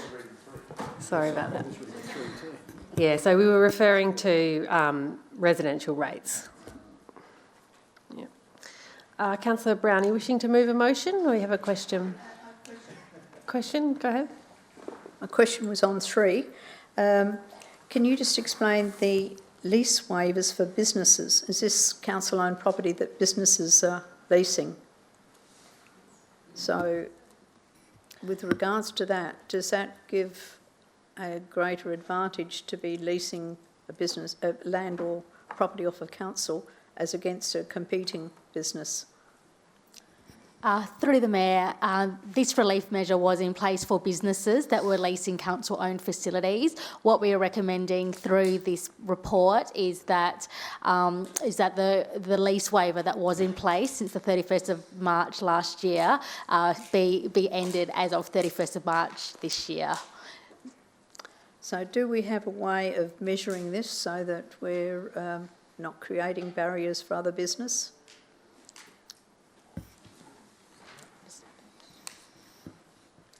I think is the measurement not the that they need to demonstrate a decline in turnover over 30% for that quarter? Through you, Mayor Thompson, you sound like you were asking a question in relation to other businesses that. I'm looking at like with business that we're not creating a problem for other business. If I may, through the chair, I think like Jade explained, we did give relief to those businesses that are leasing properties from us. We're looking to stop that going forward, so they now will be back on an even queue with other businesses. Fine. And another question's been asked of me with regards to leases of some of the sporting facilities. Have some of the sporting facilities that pay their players to play, during the COVID, have they stopped paying their players, or they're still adequate funds to pay for their players to play? Through you, Mayor Thompson. Councillor Brown, we don't have that information on the individual clubs. It'd be difficult for us to understand if that was the case or not. Okay. It's just that this has been mentioned to me by some other clubs, so it's something that perhaps we need to take on board at some stage. Councillor Eaton, are you wishing to move a motion, or do you have a question also? I have a question first, but I'd also like to move it. But it relates to the executive summary. We all got out there and talked about a 0 rate increase for this financial year, only to find that our primary producers, because of the reduction in primary producers, actually got an increase. We only had 3 complaints, but because we had this reduction, and there we are raving on to the community what a great job we've done to bring you out a 0 rate increase, but then we find that the primary producers got hit. I understand why, but it's a need for there to be a lot more information provided to elected members, just so as we don't look stupid. Okay, thank you, but I'm quite happy to move this. Councillor de Graaf, you wishing to second? Yeah, I'll just grab a seconder now that we've got a mover. Councillor Greaves, do you wish to speak as seconder? No, go ahead, Councillor de Graaf. I'll just ask some questions and then do debate if that's all right. See, have the residents, about number dot point 4 there, have the residents who are affected, have they actually been asked how this will affect them? Through you, Mayor Thompson, no, we have not surveyed ratepayers would be affected as to how this would affect them. Also, is there a system where a resident can go online and they can log in, perhaps say on the transparency portal? Is there a mechanism where a resident can log in and have a look at what payments they've made and how they're travelling with their rates? Like how much they've paid, whether they own money, whether they don't own money. Is there something like that? Through the Mayor, we currently don't have a system exactly like that in place. There is a online mechanism through Lane Communication called Easy Bill, which we do promote through our rates notices and our quarterly, we have put in flyers in quarterly notices, for example, where ratepayers can sign up for notifications on their rates notices. They can log in and they can access archives of past rates notices from the time that they signed up. We are exploring online avenues that would potentially provide some of that information that you have mentioned, so the ability to have a look at arrears payments or the ability to pay online, but we currently don't have that in place. Okay, have you got any idea how long that is away from happening? We're still scoping out that piece of work. All right then, well thank you. I'll go into debate then if that's okay. So the statistics that we've got in this document here, and from the many questions that you know I've all asked on this, indicate that there's $92,000 or $93,000 to be made in rates, fines, and interest payments just in 3 months. So obviously it's costing the council a considerable amount of money, putting people's rates and the fines and the interest on hold. So this is actually clearly the council making money off of disadvantaged and vulnerable people. They're struggling to keep up with their rates, they're being fined. Now our rates are some of the highest rates in the whole of South Australia. A place in Burnside's got a place that's valued at $450,000 and their rates aren't anywhere near as high as ours. So I really have great concern here that we're dropping number 4 without even asking those residents, how they're going. I'm also concerned that there's a huge amount of money that's being made on rates, the fines and the interest, because what that's implying is that many, many people are behind in their rates, obviously, because it's $92,000 or $93,000 of fines just in 3 months. So that's that amount of people who are behind in their rates and are really struggling. So, I would like to actually hear more from these people and actually find out what we can do to help them, find out why they're struggling, find out whether this new hardship policy that we have is actually assisting them or not, because I had a look over that hardship policy and the previous hardship policy with a fine-tooth comb, and the only difference that I could see is that when people ring now, they just get referred on to a financial counsellor.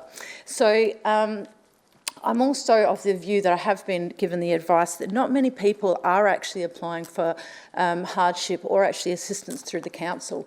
So you might want to think, well, how come we've got so many fines and everything if people aren't actually applying? Perhaps they're not applying because they know they're not going to get any help and it's just useless. So I think in the near future, I'd really like to bring something a bit more meaningful to the chamber and see if we could have a closer look at this and perhaps survey those residents and find out how they're going and just look into a little bit more. Thank you. Councillor Eaton, would you like to close debate? We'll go to vote. All those in favour? That's carried. Item 9.5 is grants and sponsorship program review outcomes. Is there an update to this report? There is.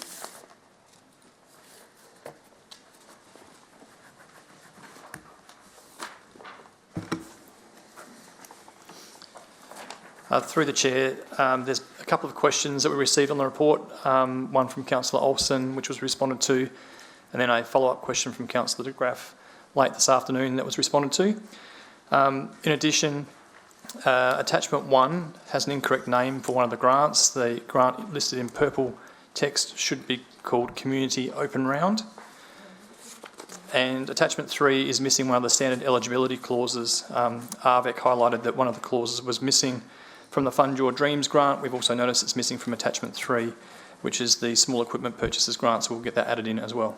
Thank you. Councillor Brown, are you wishing to move a motion or a question? Go ahead. I understand that Council moved a motion that would be incorporated, the section that says that no elected members or staff can fill out the applications. Can we then have it incorporated in 1, small equipment, 2, community events, 3, sporting activities, 4, sports and active rec. The 5th one, I can't even read my own writing.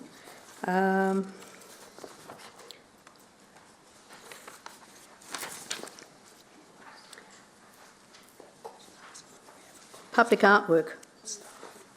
And then 6th one, on business, and 7th, built heritage, so that gets incorporated in them all.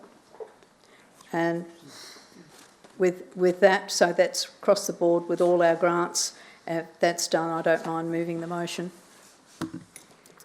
Through the Chair, I believe that clause is in all of the grant guidelines except for the one we provided as an update to the report, but we will triple check and make sure it's in every single one before we publish live.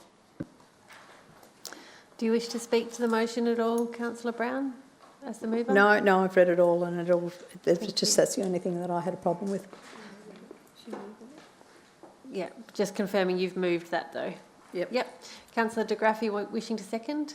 I've got questions. Okay, is there a seconder for the motion? Councillor Eaton, do you wish to speak? Okay, go ahead, Councillor de Graaf. Thank you. Page 93, it says there may be a small number of 2020 events projects that miss out on funding due to the review and shift in timing of our grant round. We will work with any affected groups, identify alternative funding options. That seems to be a contradictory statement there, because it's saying there may be a small number of people that miss out, but then it says we will work with them to make sure they fit in there. Is there going to be people missing out, or are they definitely going to be able to fit in somewhere?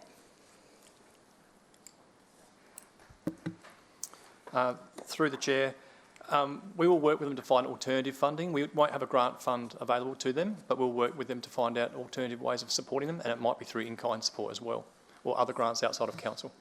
All right, and sorry, I'm struggling to find the page on here where I read this bit before, but I took some notes earlier. Some of the grants that have been dropped off, one of them was community wellbeing or something like that, and then the other one was for Aboriginal art grants. You might be more familiar with which page that was, I'm sorry, but I'm just wondering, like, with those ones having been dropped off, are they 100% going to be picked up with this new format, the Aboriginal arts grants and the community wellbeing grants? Because those seem like pretty important ones to be dropping off. Through the Mayor, it's a really good question. We have made sure that all of the current grants and the things that they fund are covered through the new structure. Those 2 grants had been discontinued.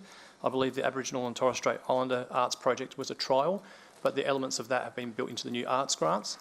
I can't remember exactly what the family and wellbeing grants were being provided, but I'm pretty confident that they'll be covered through the Community Development Programs grant. No worries. Thank you very much, Dale. Councillor Brown, would you like to close debate? No, it's all been said. Thank you. We'll go to vote. All those in favour? That's carried. Members, it's 8:30. Would you like to move us off for a 10-minute break? Councillor Eaton and Councillor O'Brien, all those in favour? That's carried. If we can be back at 8:40. Welcome back, members. Item 9.6 is the Seaford Community Centre transition update. Do we have any updates to this report? We do.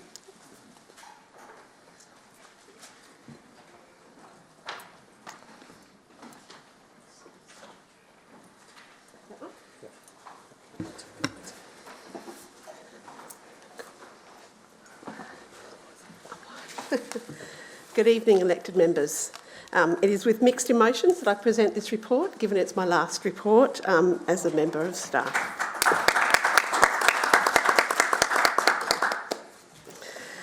This is an information report. It's about the transition of Seaford Community Centre in-house.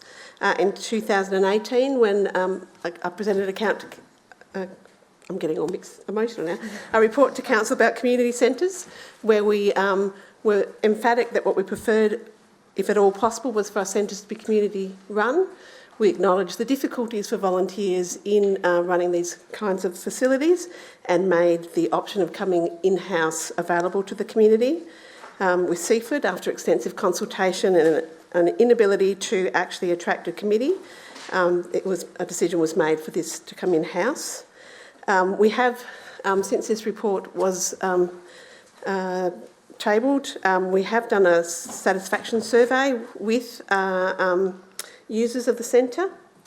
70% of them were actually aware of the transition, which is good. 72% were satisfied with the transition. 60% were willing to take the time to identify the benefits and challenges of the transition, which is really useful for us for our learning. The challenges they found were the new systems and the new council systems, which we all have some sympathy with, and the increase in paperwork, which we also have some sympathy with. What they found the benefits were the support of staff to help them to adjust to those things, that they got some upgrades to their toilets and the playground, that there were more programs happening, and 80% of them were satisfied with the programs that were now happening. So overall, it's been a really good process, and what we like to do is track and learn from our experiences. So the challenges that were there and the feedback from users of the centre, we'll make sure that we incorporate as we move forward. The other thing mentioned in the report that was we were going to establish an advisory group. We now have an advisory group in place of 9 members. What we're going to do is some targeted recruitment for some younger members and looking at working with the local high school to try and increase the diversity of the group that is advising us on what programs should happen. So with that, I'll leave it with you to decide what you would like to do with this report. Thank you, Taralee. Councillor Peet, you wishing to move or ask a question? I'd like to move the motion, and I just want reassurance. I noticed on page 176 the financial implications that the centre is running at a deficit, and that's probably for good reason due to COVID and the explanation there. I just want reassurance from staff that the Board of Management transferring the $60,000 of funds that they had banked there is not going to be used to offset that deficit. So it isn't running at a deficit. So basically the budget allocation is $231,000. The centre is generating and attracting grants of $177,000. So the council expenditure is $53,000. So council is contributing 25% to the costs of running the centre. That is the same council contribution that was there before we transitioned in-house. And I can assure you that the fundraising amount is held in a separate account. Okay. Thank you. I so move. You happy to move that? Yes. Yep. Is there a seconder for the motion? Councillor Eaton, do you wish to speak as seconder? Councillor Peet, do you wish to close debate?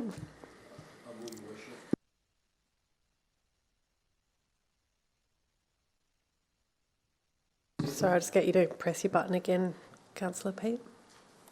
I just wish to sincerely thank staff. This is the second centre, community centre, that's transitioned in South Coast Ward. The first, of course, was the Willunga a little over 12 months ago. A fantastic job in transitioning that. That is running exceedingly well. You remember the tour, Mayor, and with Councillor McMahon and staff we did down there. They're ecstatic the way things are going under the management of council, and I'm absolutely assured that this Seaford Centre will run the same way. So thank you to all staff involved. Members will go to vote. All those in favour? That's carried unanimously. And thank you, Taralee, for your amazing effort over the years and your dedication to the role. I'm sure you've had a huge impact on the lives of many of our residents. So all the best for your next step.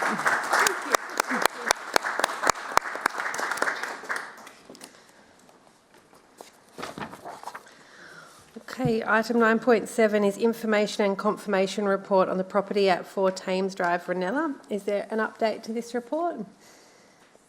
There is, yep. Yes, through the Chair. Questions were received from Councillor Olsen and Councillor Brown, and answers have been provided to members respectively. Councillor Brown, question, or would you wish to move a motion? Speak on it. Go ahead. Very clearly, some will remember I asked those questions in the chamber, and I do hope that it's a lesson learnt, because we have machinery that can check all of this, and I understood that this had happened, and it's very disappointing to learn this hard lesson. But I'll move forward and move the motion. Councillor de Graaf, are you wishing to second? Yep. And do you wish to speak as seconder? Go ahead. If the mover would be in agreement, I was wondering as well with number 3 there, instead of actually excluding it from council land, can that actually be included as community land, because it was community land before? And if it's going to be used as potentially as a community garden, like it says in here that it could potentially be, it would need to have the community land classification, I believe. So can the staff just provide advice on that? Yes. So through the Chair, thanks, Councillor de Graaf. The land was not community land before. It was specifically excluded back in 2002 when the community land provisions came into effect. There's nothing to stop it being used for a community garden, etc., even if it is excluded from the community land status, which is proposed in the recommendation. All right, well, in that case, I'll leave that be and speak to the motion then. So, as you would know, I fought long and hard for this Girl Guide Hall to not have that knocked down, and it's just very, very disappointing to see what has happened. I went there and I met with Fiona Dallymore and tried to appeal to everybody's community heart that that would be retained. I also walked around the neighbourhood with Rosita Hanley, and there was a number of people that signed a petition, and all the people actually in the neighbourhood said, yeah, we'd like to see it used as a community garden. That wasn't something that was on the petition, that was something that people in the neighbourhood put forward themselves. So I think that's good that this is actually saying it could potentially be a community garden space. What I was going to suggest is that some infrastructure be actually considered to put on there so that it actually can be used as a community garden. That would be some compensation for the local residents in Knox Ward, which is my ward, where they've lost a community hall. There was also the boxing group who we found out after would have potentially have been able to use that hall. So, I mean, if the council could consider putting something else for the community back on that space, I think the local residents would really use it. I won't say anything else on the matter. Thank you. Councillor Brown, would you like to close debate? I think I had my piece to say in the beginning. We'll go to vote. All those in favour? That's carried. Item 9.8 is review of Bylaw 2, Moveable Signs. Do we have an update on this report? There's no update. Councillor Olsen, are you wishing to move? Yes, please, Mayor. Go ahead. As written. Over to Sue. No, Oh, not as written. No.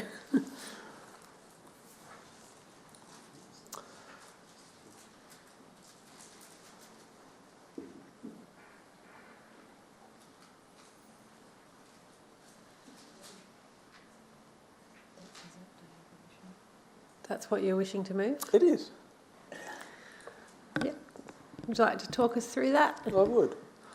And I'll probably go dot point by dot point, I think, because it'll explain it. The first dot point, next legislative review is in 2023, and that's when we have a major review of our bylaws, so that's great. The next one was, as per the report, the review of the bylaw itself found no impetus for change to change the bylaw at this point in time, so that was fine. The next one was a couple of minor amendments in the guidelines. There's one for the guidelines for the placement of movable signs and one for the guidelines for banner signs. And as per the previous motion, we said if we were going to change any of these, that we would go out for community engagement. So it's saying that these minor changes will put out via your say and return to strategic directions in June 2021. So the first one is which was in the report, the guidelines for the placement of movable signs. There's no definition of what a major road is. It says if you're in a back street, you can have some directional signs all the way pointing you to a major road. Well, there's no definition in that guideline of what a major road is. And there's no definition to help those businesses understand what a major road is. And there's no definition in there for our compliance people to comply against. So this is not changing anything about the number of A-frames, where they can put them, all the rest of it. It's just saying you can create those directional signs back to either a DIT road or one of City of Onkaparinga's distributor roads. And so it's just putting a definition around it, what it is now, and just making that clear for everybody involved. The next one is for the vertical banner signs, and these are the feather flags you might see around the place. And there's a statement in there which says no more than one vertical banner per 4 metres of frontage and excludes the use of an A-frame or T-frame sign. That's directly in the guidelines at the moment. What I'm wanting to put on the end of that is to say with a maximum of 3 vertical banners per business premise. Now, you know, if you've got a business premise that's 24 metres frontage, you can have 6 of these flags. And in some of our townships and some of these areas in our city, that's what you're getting. You're getting one business here with 6, one with 4, one with 5, and it's a visual pollution in these townships. And so it's not saying you can't have these banners. It's just saying, well, let's limit it to 3 of these things, okay? So it's just putting a little bit of a boundary around it. It's not saying you can't have them, but let's put some sensible limits on it so that we just don't get an influx of these things, because they have grown since we put this into our bylaws. At that point in time when we did it, there wasn't anywhere near the amount of these feather flags which are out and about now in certain areas of our city. So that's that one. So let's put those out to your say and bring that back and see what the community say and make a decision on that. The next one was, as per the report, an improved process of proactive and regular compliance auditing and going through our high areas where we do see these problems. We've got a restructure of the planning department now, which I don't think has actually been communicated to us, to tell you the truth. We now have a compliance manager sitting up the front, and so there's some processes to be put in place there to make sure that happens. So that's what the gist of it. So I hope you'll support that. Thank you. Councillor Peet wishing to second? Yeah, is there a seconder for the motion? Councillor Jamieson, do you wish to speak to the motion? No. Councillor Peet, go ahead. Perhaps just a question of the mover and the officer. It's in relation, and I spoke to the mover during the break, the guideline in relation to a maximum of 4 metre of frontage and no more than 3 vertical banners, this being, of course, the flags. I mentioned that I appreciate that's not bad for perhaps a site of 12 metre wide frontage can have 4 of these flags sitting there. But when we would go through Lonsdale and our industrial areas, we have industrial sites of 200 or more metre frontage. So therefore it seems to me a bit disproportional that we're going to tell these larger sites, including, I say, car yards, which have numerous flags for good reason, I don't know, that's their initiative. Are we planning just to go to these car yards and these large industrial frontages and commercial frontages in these industrial parks and say you can only have 3 vertical banners? Through the Mayor, if the motion is changed to say that, then yes, that's what our compliance officers would be required to do. Yep. The other question, Your Worship, I don't see in the motion, it was mentioned in discussion, is this to go out to public consult? Is this going out to your say, to public engagement? It will? Okay. Perhaps that should be noted somewhere in the recommendation. Is it? Is it? Okay. Third document. I apologise. Yeah, because I think it's important, Your Worship, that we consider the psychological effect on some of these business owners at a time where they've gone through an extraordinary hard period with COVID and continue to do so. For us to now go out, it's a matter of perception, but I know how some of these businesses will view this of council at this time, and I think it could be not just psychologically damaging to some of these poor sole proprietors, but yeah, I don't think it will do our case much good at all. But okay, thank you. Councillor Greaves. Yeah, thanks, Mayor Thompson. Look, I too share Councillor Peate's concerns about potential impact on, you know, not necessarily the McLaren Vales of this world, but, you know, the areas where there are very large businesses on very high-speed roads for whom multiple flags actually do, you know, I guess attract attention. That said, I know it's going to go through consultation. I wonder if it's possible that our on-business program participants and our business community is targeted specifically in that engagement, and whether or not that actually needs to be included in the statement there, or whether or not that can just be taken on board as a specific group who are advised that this engagement is happening and that these are the proposed changes, and obviously encouraging them to participate in the Your Say engagement. Through the Mayor, certainly we can take that on notice. Councillor Brown. That was my point. Councillor Olsen, do you wish to close? Thank you, members. Look, I take your point, and you know, fair comments. So let's put this out. Let's see what comes back. You know, maybe it's not a maximum of 3. Maybe it's 8 every 6 metres of frontage, or 8 metres of frontage. Maybe we adjust that number there, so those smaller frontages, you know, that limits it a little bit, and the larger ones perhaps it allows them still to have it. So, look, you know, I'm flexible on this. You know, maybe that's when we get some feedback come in, maybe we look at that. But let's go out and find out what the people say. Thank you. Okay, we'll put it to the vote. All those in favour? It's carried unanimously. Item 9.9 is confidential items. No update to this report. Members, what is your wish? Councillor Brown, happy to move. Do you wish to speak to that? Is there a seconder for the motion? Councillor Thamiliotis. No speakers for the motion. We'll go to vote. All those in favour? That's carried unanimously. Item 9.10, Council and Committee reporting schedule. No updates to this report. Members, what is your wish? Councillor Greaves, happy to move. Councillor Tonkin to second. Councillor Brown, is that still from the last thing? No further speakers for this motion. We'll go to vote. All those in favour? That's carried unanimously. Item 9.11, Value of Local Government Association membership. Are there any updates to this report? There's no updates. Recommendations asking us to note the report. Members, what is your wish? Happy to move as is. Is there a seconder for this report? Councillor Jamieson. Are there any speakers for this motion? Councillor Thamiliotis. Just a couple of comments, and I won't be supporting this. Obviously, a couple of people know that I've got a couple of questions with regards to the LGA, and they would have seen that in the workshop. And I take exception to the term value add.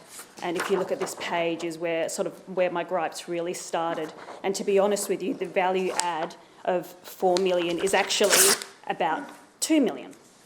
So I would really like the LGA to get real with us in terms of the value add that they're giving to our council and not add in fluff. I'm not saying the LGA don't add value, because there's definitely within this report information that shows that the LGA is warranted.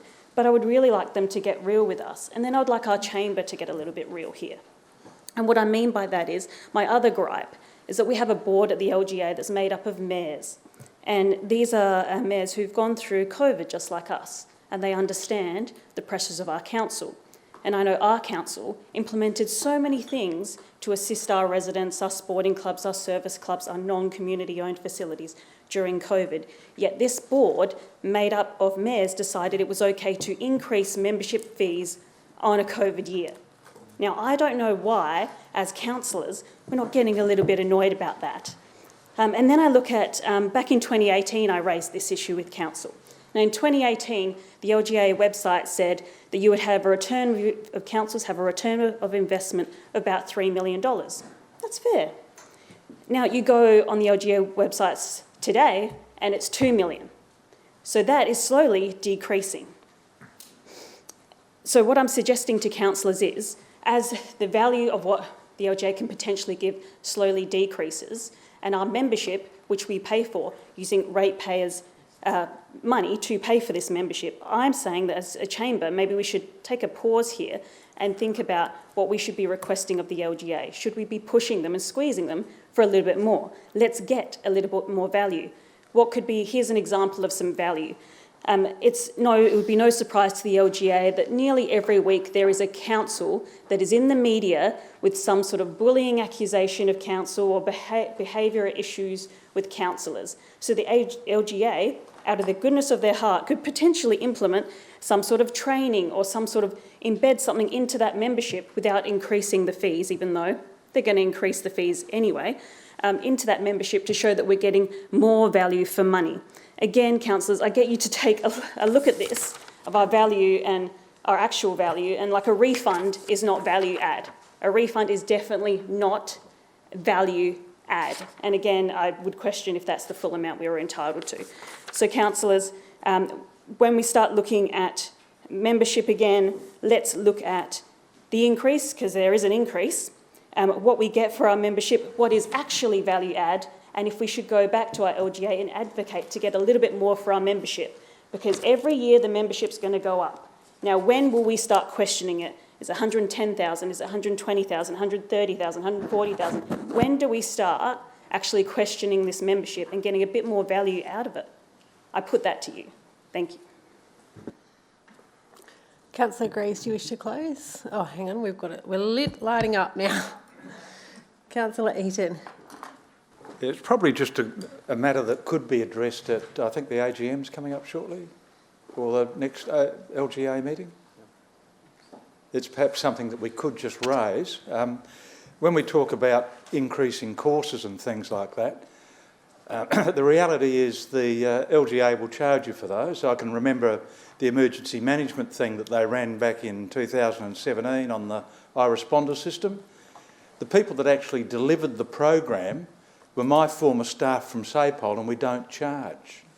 But there was a $93 charge for people to attend out at Campbelltown, and all they had to put on was lunch. So I question, and I agree with Councillor Theomalotis, I'm sorry, but I think we really do need to probably raise this issue at the next LGA meeting. Thank you. Before I go to the next questions, I'll just remind you all that I was recently elected to this board, so if you want to raise things, you can raise them with me. Yeah. Councillor de Graaf. Yeah, I just wanted to point out that I thought that all the training courses that they offered were included in that fee that they charge, because it's quite a big fee, and I've attended a number of different courses. So, yeah, I just thought that they were all covered in that. So I was very surprised to find out after I'd attended a few of them, there were actually costs. So now on, whenever I want to attend anything, especially through the LGA, I always ask how much is that, and I make sure that I get along. Yeah, I appreciate the information that Councillor Theomalotis has shared just then, and I think we do need to squeeze them a bit harder, so I won't be supporting this motion. Councillor Brown. I just had a chuckle. Have I got a good deal for you? And that reminds me of the workshop that we had. And I thank Marion for reminding me of that. Yes, Your Worship, if you can probably express our concerns that we don't think it is such a good deal. Is there any opportunity for ARVEC to have a look at it and go through the value of what we get with the LJ and what they perceive is the value to have an actual benefits. I understand there are benefits, but I just don't like the way it was sold that you particularly have you've been chosen to have this really good deal.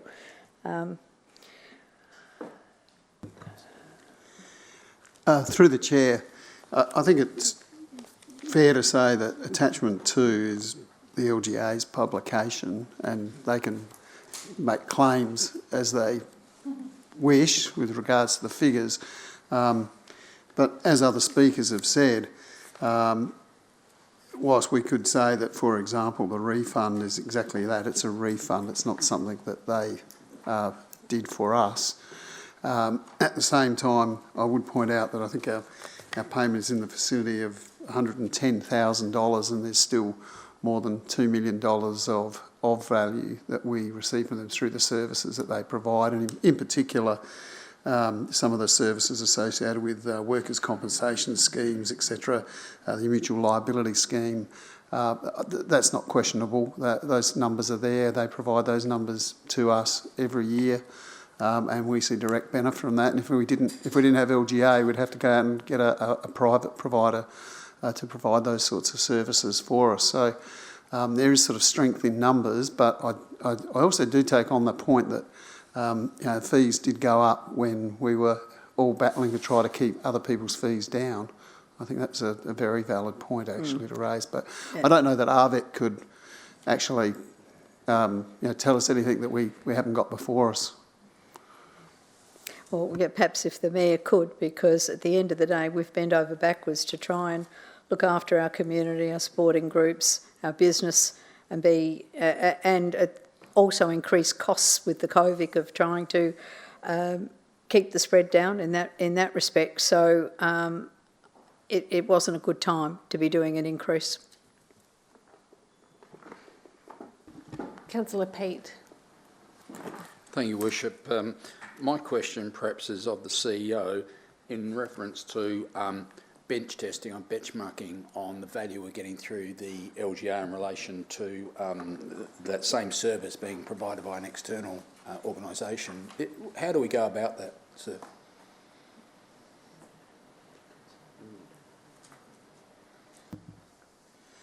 Through the chair, I think the way we'd have to do that is engage an external consultant that knows those sectors and be able to tell us, what the difference is. But our for $110,000, that's our fee that we pay, and we get, I think, very good value from them. In fact, before I joined council, I have to say, my fees elsewhere were considerably higher for this sort of services. We could have a look at what state government agencies pay, for example. We could inquire there, benchmark ourselves against their schemes. But I would say I think the schemes are very good value. But we need that. If we wanted to go to private sector, I think we'd have to get somebody who knows those sectors well. Yeah, no, I'm just a little surprised. Sorry, I am just a little surprised we don't do that in the private sector. You would do that. You would benchmark your insurances and what value there is within the sector against others. And I guess that's the comment I'll make. In my experience in life with heavy tenders, I often found that national tenders weren't the golden egg. You could actually go out and seek a cheaper price as an individual company than joining a national tender or contract or service provider, which this kind of, to me, smells of the same.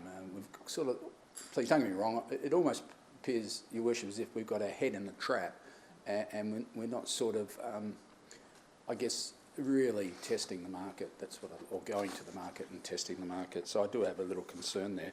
And perhaps, Your Worship, perhaps we should, if we consolidate on this, perhaps we should be writing, perhaps if nothing more, a letter through you to the LGA expressing our dissatisfaction and see what response we get. I'd be very interested. I know it will be a flowery response, but I think it will at least send a message that, as an elected member body, perhaps, if we agree, we are questioning the value that we are or are not getting through the LGA.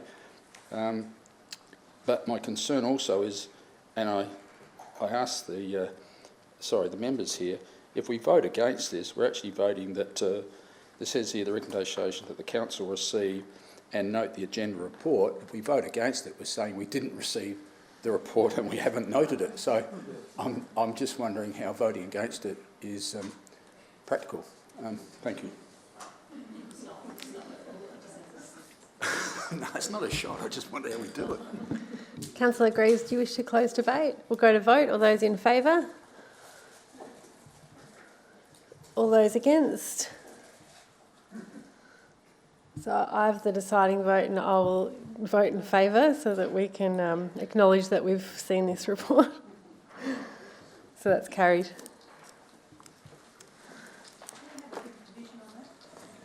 Division's been called. All those in favour, please stand.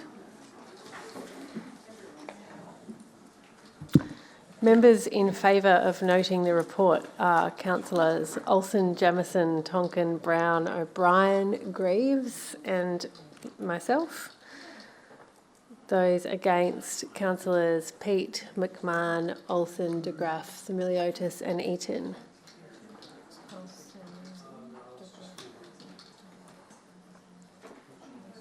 Sorry, not Olsen. So it's still tied, so you need to cast your vote. I have. I'm for. Yeah. 1, 2, 3, 4, 5, 6, 7. You can't cast your vote until it's tied. Sorry. You can't cast your vote until it's tied. Olsen's not against, he's for. Oh. So that is carried. Oh, I didn't even need to vote.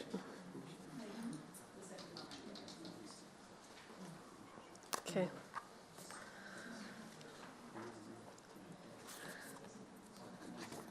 Okay, so the next items are questions on notice. We have questions on notice 10.1 through 5, questions on notice from Councillor Similiotis on the topics of elected member inquiries, Council Plaques, Whitten Bluff Base Trail, Flagstaff Pines Shopping Centre and Council and Strategic Directions Committee meeting video recordings. Those answers are all provided and will be included in the minutes. Move to motions on notice. 11.1 is motion on notice from Councillor Olsen regarding the intersection audit Main Road McLaren Vale to Willunga. Councillor Olsen still wishing to move that? Yes, please, Mayor, but a different version with a few words added. Have the staff got the words or would you like to talk us through? Great. Great, would you like to speak to that? I would. Members, look, as probably most of you are aware, over the last couple of months there's been 2 fatalities on the main road between McLaren Vale and Willunga, sadly. And so, you know, really this motion, which was in the report, so I won't go through it, I've just added a couple of words there, is asking for a full safety audit of all those intersections between McLaren Vale and Willunga. And really looking to making sure they're in compliance with the Australian road rules, the standards. Is there any extra safety devices that can be put in? Are they on our roads? Obviously, the intersecting roads are ours. The main road itself is the Department for Infrastructure and Transport. So if there's any issues there, I know they're cooperating and they're also doing a similar audit as well. So this is really just making sure that it's as safe as possibly can be since we've had those 2 unfortunate accidents. Thank you. Councillor De Graaf wishing to second. Do you wish to speak to that? Yeah, I'm keen to second this because I really support having more safety on our roads. I'd like to also commend Councillor Olsen for being proactive and bringing this forward. Thank you. Councillor Greaves. Thank you. Yes, I'm happy to support this, although I do have a couple of questions. I understand Main Road is a DIT road, and are we aware if the department is already conducting some road safety investigations? Given there are 2 fatalities, there would automatically be an update on that. Is that something you can comment on, Scott or Morgan, or?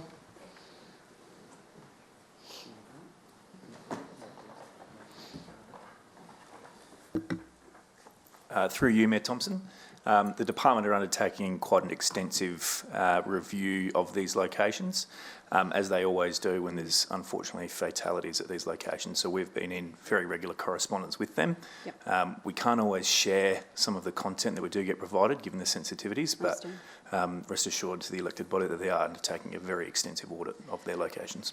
So the result of this motion then would be we would look at the council roads which are part of those investigations. I'm assuming, I know the one of them, there are some issues with some trees along Main Road that you can't, the line of sight's really terrible. So is that something that we'll be considering in consultation with DIT on that? Through you, Mayor Thompson, exactly right. Yep. There are a couple of locations where our roads intersect quite clearly with the boundary between the jurisdiction with the department. Yep. Generally speaking, if you would like to know, the intersections that are in question, the boundary is actually the tangent point on the corners of where the properties are. Yep. So that's generally speaking where the jurisdiction starts and stops. Yep. As you can imagine, sometimes those boundaries don't necessarily reflect the infrastructure needs, so things like guardrails that need to go around corners and signs that relate to the intersection that might be on our roads leading up to the intersection. So it is a collaborative effort, and it is something that we're looking to work very closely with the department on. Yeah, thank you very much. And look, I'm absolutely 100% behind this. You know, my brigade is one of the ones that has attended both of these fatalities. You know, you can do everything in the world, but it won't always stop accidents. You know, obviously, and I think you know, the people who have been involved, you know, there are the factors you know, at play.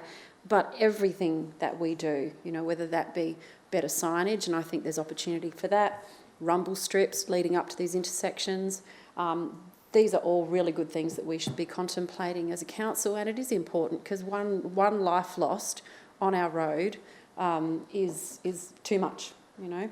We don't want to attend any more fatals, that's for sure, and so I'd absolutely support us working with the department to actually, I guess, make all of those intersections safe along that strip. So thank you.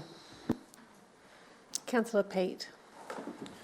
Thank you, Worship. Yeah, I fully support this 100%, and I emailed Wayne and mentioned that. I'll be using this report when it comes back to council, see if we can roll it out further. I'm a little not disappointed, but to isolate it to one or these incidences on one road.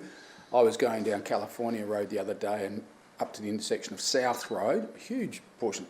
And I was on South Road before I even knew it. Like, there's no advisory, no warning. If you're not 100% concentrating, you know, it's just amazing. So we have many of our roads out there in that rural precinct of the Willunga Basin, and they may extend up into Cherry Gardens and elsewhere, that definitely need to be reviewed and looked at. And I hope that this report that Wayne is to generate will allow us the opportunity again to go back and do some work on this. Thank you, Worship. Councillor Eaton. Yes, I'll be supporting it. It'll be interesting to actually see what did come back, because I've actually spoken to the person that ran the fatal accident investigation, so they've got some different views, but DIT are the people that have the responsibility in respect to that, so it'll be interesting. But one of the suggestions is you actually offset the intersections. Okay, thanks. Councillor Olsen, would you like to close? We'll go to vote. All those in favour? That's carried unanimously. Item 11.2 is another motion on notice from Councillor Olsen with regards to video recording council and committee meetings. Still happy to move that as supplied? Revised wording? Thank you. Would you like to speak to that? Fire tonight. So let me just give you the gist. You've read the first bit, which is all the white. The yellow is now, I guess, from some elected members have said, well, why can't we have a YouTube channel as well, where if someone wants to go to the YouTube channel, they can actually go and look at all the videos on there, and we can still also have it on the council website where it's linked with the agenda and the minutes, and if someone really wants to see what happened in the meeting, they go there and get the video there. But the suggestion was, can't we also just have a YouTube channel which is publicly available, and if someone wants to go via that method, they can go in via that. And it seems quite reasonable because at the moment, when you're on the council agendas website, the link is just an unlisted link, which means it's not a public link, to a YouTube video. So all it is instead of having an unlisted link to a YouTube, that YouTube video is uploaded and it's a public link. So it really is no extra work for any of the governance people to put that on and have that available. So that's what that's talking about, is to have those two. And obviously it's moving it from 3 months to 24 months. You know, and this was feedback from the community. I think, you know, we've implemented it. I think it's gone well. 3 months was great. We trialled that. But some feedback from the community was, well, yeah, but those agenda items don't come for 12 months' time on those big topics, and we've got to go back and find the information. So, you know, why would you hold it to 3 months when, you know, subsequent meetings and debates over a longer period take precedence? So I thought that was quite a reasonable comment from the community about increasing that to 24 months.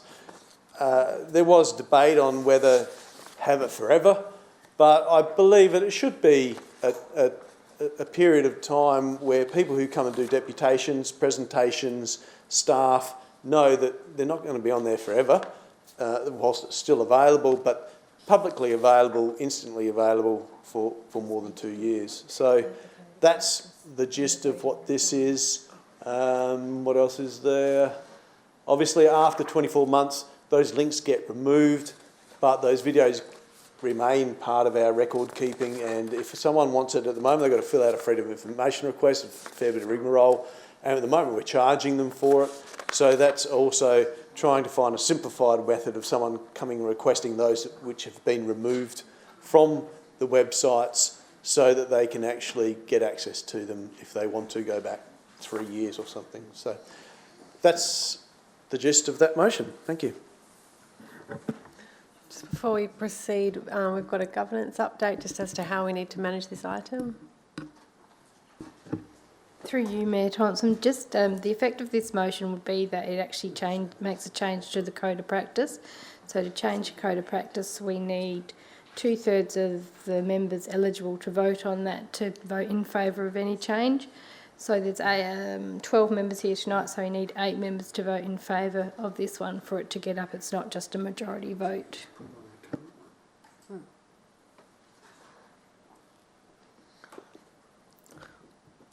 Can we just clarify with staff?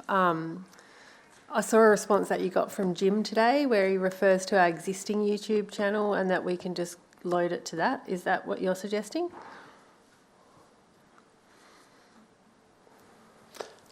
Yes, but sadly I have only just discovered Jim's email, even though I sent the question at 3 o'clock Friday.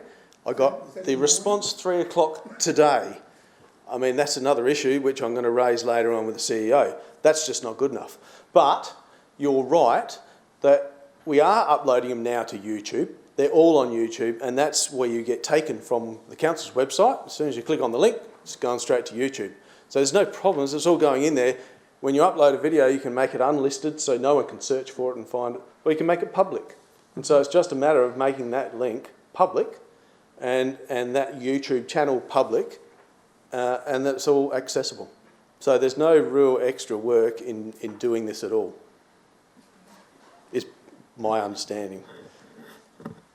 And that was from the Director of Governance who gave me that information. Would you be happy if we just amend it then to say the corporate YouTube channel rather than creating a new YouTube channel? Or are you wanting an additional channel? Well, the thing is, it's not a public YouTube channel at the moment. It's an unlisted. You couldn't go on YouTube, search City of Onkaparinga and find it. So that's, I guess, the key word there is public YouTube channel. I don't care if it's the existing one. Well, just turn it from unlisted to public so people can find it and search for it. So staff could interpret that wording as just asking really us to rocket science. Update the channel to be a publicly accessible channel. Okay. Yep, happy with that. Councillor de Graaf wishing to second. Do you wish to speak to that? Go ahead. Yeah, I'm very happy to support this. Glad to see that it's come back again. I don't actually understand why it's been so difficult to get that across, that you know, what the community has been asking for is for a public YouTube channel so that all the videos will be in one place, and so you can just watch one and then watch the next one and not have to go back and forth. And yeah, at the moment you can't search for them. They do come up on YouTube, but then there's nothing else linked to it. Although the City of Onkaparinga does have that YouTube page, which has got various other videos on there, but you can't find any of the council meeting ones on there. So this is definitely goes a long way towards open, honest transparency. If there does continue to be further issues with the technical side of it, and they're not actually, you know, loading up one after the other and you can't see them all, then I'm assuming that Councillor Olsen would probably be happy to bring it back and do a little bit more tweaking to it. And I think the 24 months is pretty reasonable as well, because, you know, if someone's watching you know, they're monitoring a certain thing that they're interested in, like say you know, the plaque on the tree they want to have placed, or perhaps they want to see how many questions I've asked on Whitten Bluff, or perhaps they'd like to hear me read out deputation for one of the Ghana people on Whitten Bluff, then it's all there. Happy to support it. Thank you. Councillor Brown. I'd just like a couple of clarifications on things. On the dot point 3, it says that they be retained indefinitely. So it's not just end of term, it's for ever and a day. Is there a use by at all with indefinitely, or should council still be around 100 years from now, that we won't be here, but still we'll still have someone's deputation in YouTube? Is there a limit to capacity?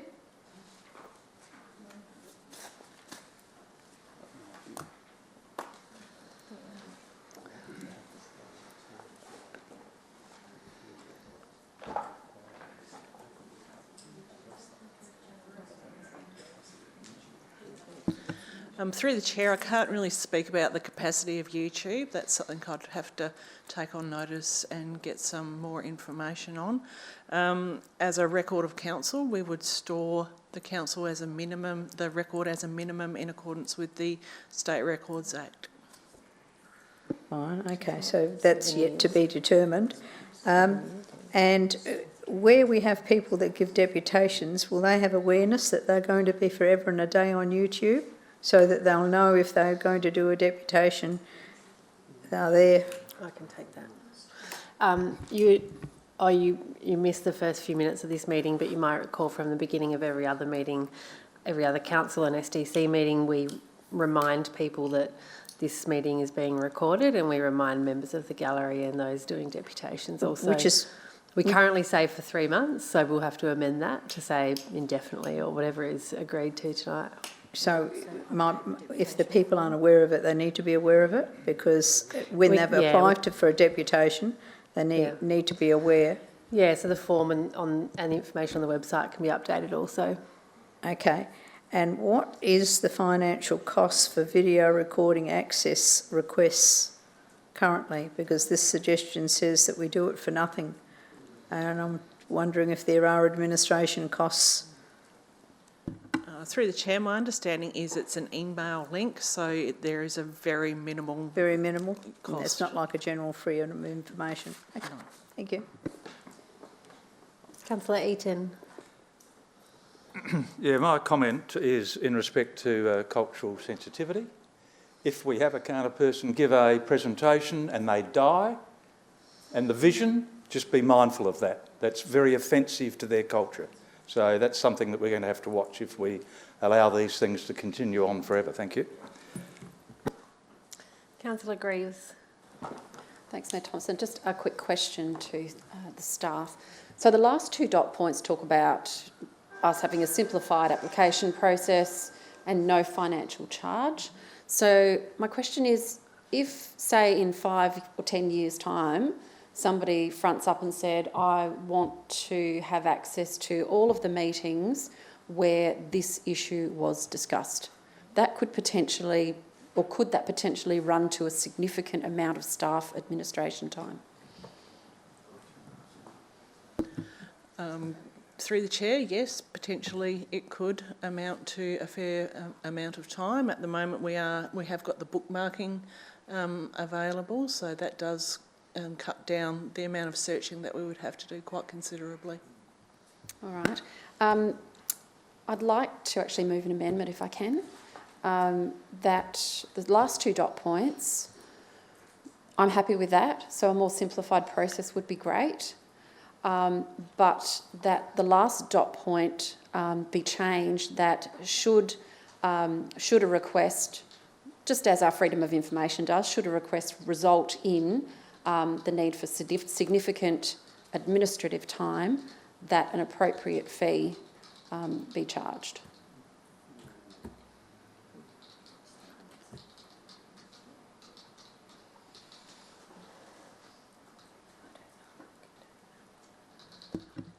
Through the chair, it might be worth noting, Councillor Greaves, that under the FOI Act, applicants that have a concession card aren't charged any fees.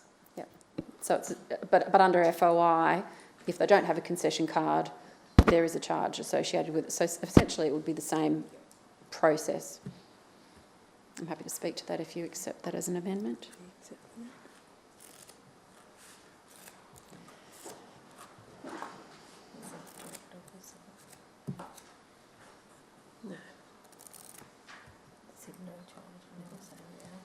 But that is 17 other documents.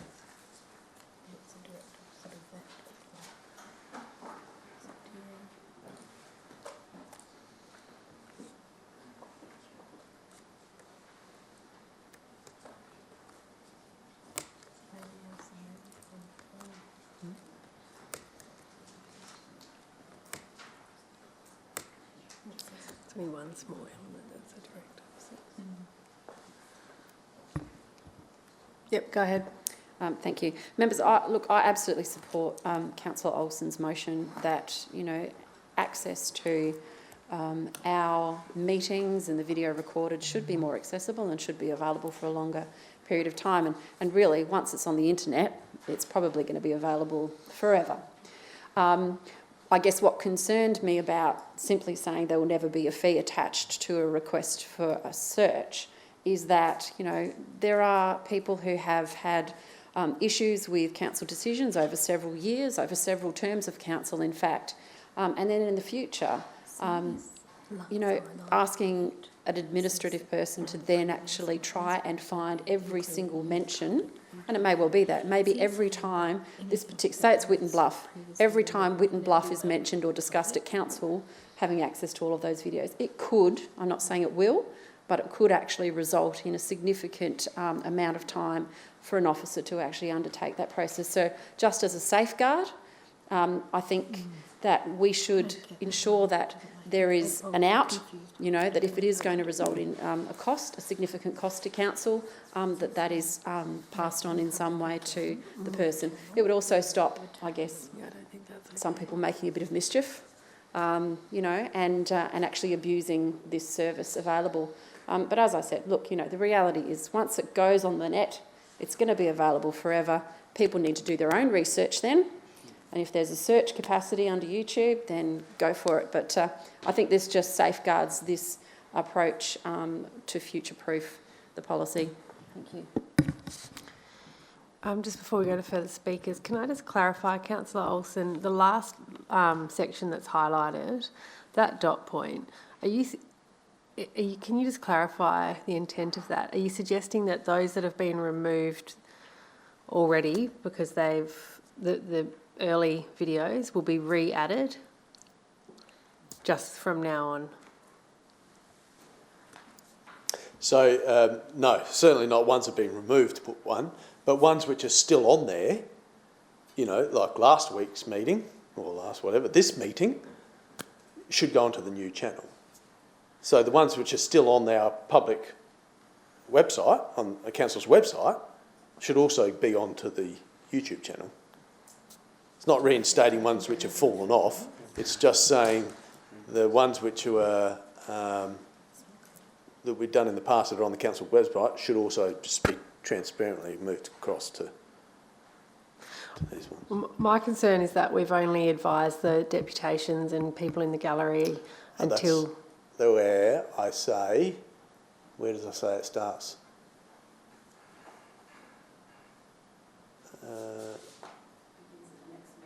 Begins at the next meeting somewhere. Where's that? Oh, yeah, third dot point. Okay, so same... Yeah, the third, yeah. So it begins at the next So then meeting what to is be the... recorded. So what then is the third last dot point actually saying? Do we need that? Yeah, so it's saying the videos that are currently on Council's website Yeah.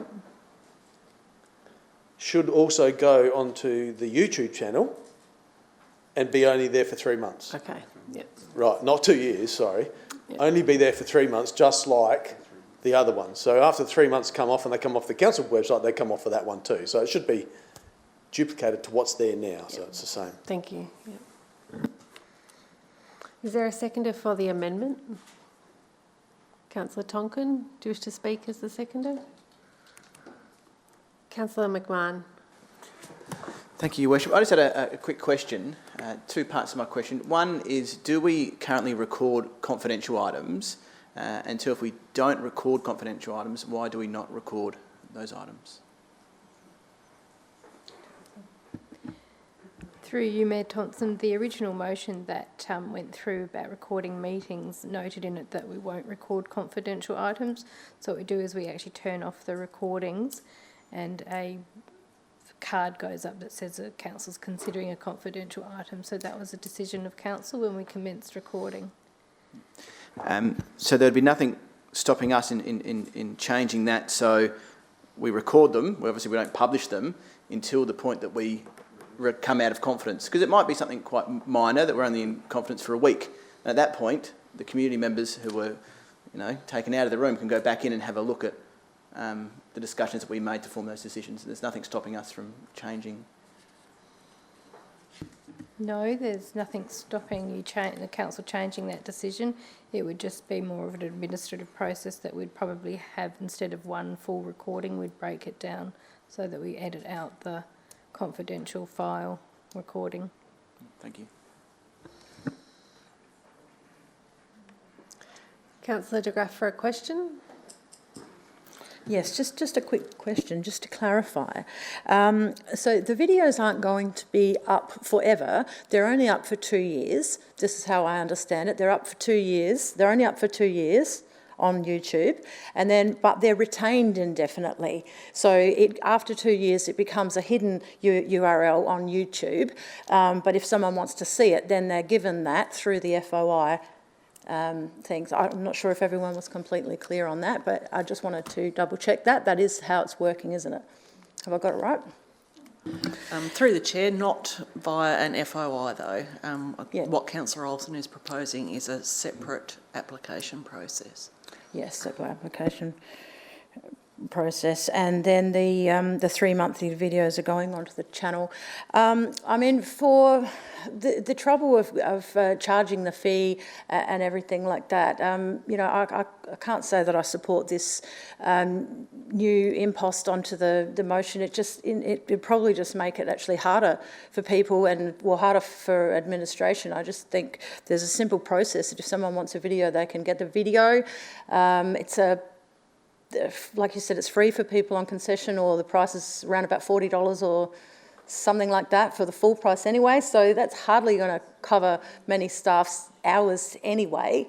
So yeah, I just prefer Councillor Olsen's original motion, and that's the one I'll be supporting.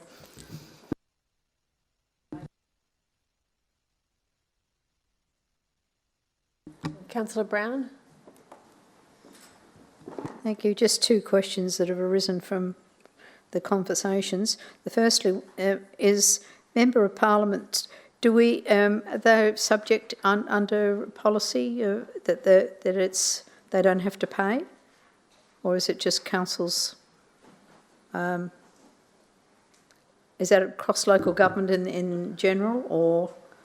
Yes, through the chair, under the Act, there is a certain level that members of Parliament can access documents without being charged. Once they reach that threshold, then they are subject to charge. Right, thank you. And the other one is cultural sensitivities. Do we have a way of deleting if that comes into play? Because we're going to keep it for, say, 30, 40, 50, 100 years. We will need to delete. Yeah, through the chair, certainly we would, taking Councillor Eaton's point, we would put some measures in place So where we there's could capacity delete to that. do it. Yes. Right, thank you. Councillor Peet. Thank you, Worship. I support the amendment, except I have a question in relation to this, and I'm always a bit of a wordsmith, but, you know, it causes confusion and more questions than answers when you use words like significant administrative time. But what is that? I mean, so a person comes to council, makes an application to DESMA to do some research for them on this issue, and then you say, well, this is going to take so you can pay. And I say, well, what justifies that? And you'll say, well, because it's significant, and that's not really, it just falls short. We actually got a slot in there, some sort of duration of time, I believe, to make it safe for staff and make it consistent if we're going to take the approach of accepting that last dot point. Whilst we consider that, can I just ask the CEO how often, I forget now, that he reviews confidential items to be released for public? Through the chair, we do that quarterly. Quarterly. So in reference to Councillor McMahon's question, would it be unreasonable that as you review and release some of those items, that those confidential items that are recorded in video can then be put on the website? Is that not, if we move that way later? Okay. Through the chair, we can consider it. The difficulty is with confidential items is that sometimes we partially release them. So if that would present some difficulties, okay, I think, if we weren't fully releasing everything to do with that confidential item. So in closing, Your Worship, I just asked the mover of the amendment whether she could perhaps consider some other wording than significant administrative time, because I certainly endorse it. I mean, if a person of public hasn't got the time to go through videos themselves and research, I don't know what's wrong with them. So if they're going to come to staff and expect council to do it for them, there should be a fee. It's just that it leaves staff totally open to abuse when it comes to wording like that. That's all. Thank you. Councillor Greaves. Yeah, thanks, Councillor Peet. Point taken. Kind of leads with a question. So we've said in the previous dot point that a more simplified application process would be developed. Sorry, Desma. Sorry. The dot point, the second to last dot point, that a more simplified application process than an FOI request will be developed. I guess, is it possible for a definition around that administrative time be included as that is being developed? Is that possible? Yes. All right, so maybe then just a minor amendment to that one. So just a minor amendment to the last dot point, that the simplified application process include definition of a significant administrative time that may result in a fee being charged.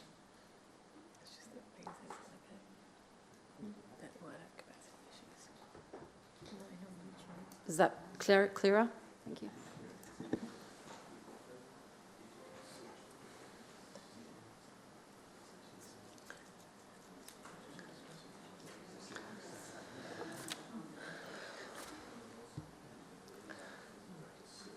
I just want to mention that in the late, Councillor Olsen, the late response that you didn't get a chance to read from Jim, also mentioned that having an indefinite time rather than a 24-month cap would mean that no one would ever be coming to us to provide this. They could get it themselves. Yeah, look, Mel, in consultation with the governance staff putting this together, you know, they did raise that. They said, look, we can store it and everyone has this. But I didn't really want that, because I believe that, you know, if you're coming to do a deputation or a presentation, you're telling them This will be on council's website for a period of time, right? And council staff, I know there was a risk assessment when we first put this together about council staff being on the videos, and I just thought, well, indefinite is indefinite. Like you say, it's on the internet, it's there if someone really wants it. But, you know, to have that instant access to it, I think 2 years is a reasonable time frame, and people know, well, I'm not going to be on there for 2 years after 2 years. So Okay. I did consider that, but I went with this. Noted. Councillor Greaves and Councillor Tonkin, happy with the change to that amendment? We'll go to vote on the amendment. All those in favour? All those against? That's carried. We'll put the motion as amended. Councillor Olsen, do you wish to close? No, we'll go to vote on the motion as amended. All those in favour? All those against? That's carried. Item 11.3 is a motion on notice from Councillor Brown regarding honouring our former Mayor Ray Gilbert and his wife Edith. Councillor Brown still wanting to move this motion? Yes. Go ahead. Do you wish to speak to the motion, Councillor Brown? I think it's pretty succinct, if everyone's read it. Thank you. Councillor Eaton, were you wanting to second? Yes, Go ahead. Do you wish to speak? Yeah, it was a matter that I actually raised following his death, and I was looking at the process we could follow in respect to a reserve or parkland, so this fits into that. Thank you. Councillor Brown and Councillor Eaton, I meant to just draw to your attention in the reporting schedule that we have already endorsed. There is a report coming to Council in May with options for how we would actually go about honouring Ray. So with what you're moving today, you're asking for a workshop. Are you wanting to proceed with a workshop ahead of the report coming and therefore we'll bump the report back? Perhaps so, because I'd like the Chamber to own it and discuss and debate, because he, with respect, that he was the first Mayor of City of Onkaparinga and he'd done quite a lot of history, and there could be some discussion on it, and a workshop or just a half an hour or so gives the opportunity for people to discuss and put up options, whereas in the formality of a council, you don't have that option. All right, so I'll just note that if this gets up, we'll just push that report out by a month or so, yeah. Councillor Smiliotis. Yeah, I will debate, and I do note the Mayor's comments on the report, and I would have been happy to go down this track. I would like to see councillors during this conversation actually talk about how we honour any community leaders who pass. So recently we had the flag at half-mast for Paul Murray, who is a really strong advocate in my ward. Maybe that's something we can implement when other councillors raise community leaders. So it's not just one person, we have maybe a policy around it. I don't know if it's a policy or a standard around it, that when we have community leaders who are really influential in our community, have done so much in our community, just a simple thing as having the flag at half-mast meant so much to his family, and that was something that they took away from it and shared it on social media, and it created a lot of conversation. It got me thinking that there's a lot of more people that we could be doing that for. So maybe within this conversation, we can have a bit of a broader conversation around our community leaders as well. Councillor Jamieson. Yeah, look, I think that every now and then someone comes along with long service for the community and all the rest of it. And I think, you know, Ray is one of those people. You know, I can't remember exactly, but I think Ray was a soldier that landed on D-Day as well. So he had a very long, distinguished career. And every time we used to go to the Port Willunga RSL, Ray would be there. And I think Willans were a very old age. In fact, I think I helped him go forward to put down a reef, you know. So I think it was a momentous time when three councils collapsed and became one, which was Willunga, you know, instead of City South. What a beauty that would have been. But anyway, I think that there's a lot of memories there, and he spent a lot of time that, even a long time as Mayor of Willunga. So I think this is a special sort of bloke, and his wife was his partner for life. They were a couple.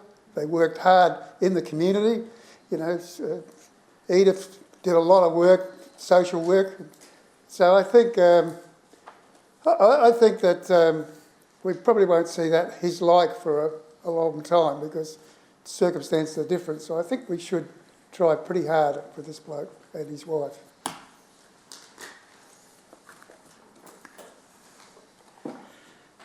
Councillor de Graaf. Yes, I just wanted to say that I agree with everything else that's been said, and in particular, Councillor Themuliotis's points about doing something to recognise community leaders. It would be good to see that extended to Kaurna elders and Kaurna community leaders. So I would hope that that might be something that can be considered by the First Nations group when that's up and running as well. Councillor Peet. Thank you, Worship. Just quickly, I fully endorse what Councillor Themuliotis is saying. It's just that I don't really believe, or I don't think we should cloud this issue. I think we should treat those issues in isolation. I think at this particular time, in respect to Ray and the work he did, we concentrate on this and approving this motion of notice, but putting forward another at some stage, and I'm sure you'll do this for us all, and we work on the other side of the equation. But I think in respect, this man and his wonderful wife deserve us to really zone in, drill down and do something pertinent to them, and not be, I guess, swayed or, you know, in conversation on other subjects. Thank you. Councillor Brown, would you like to close debate?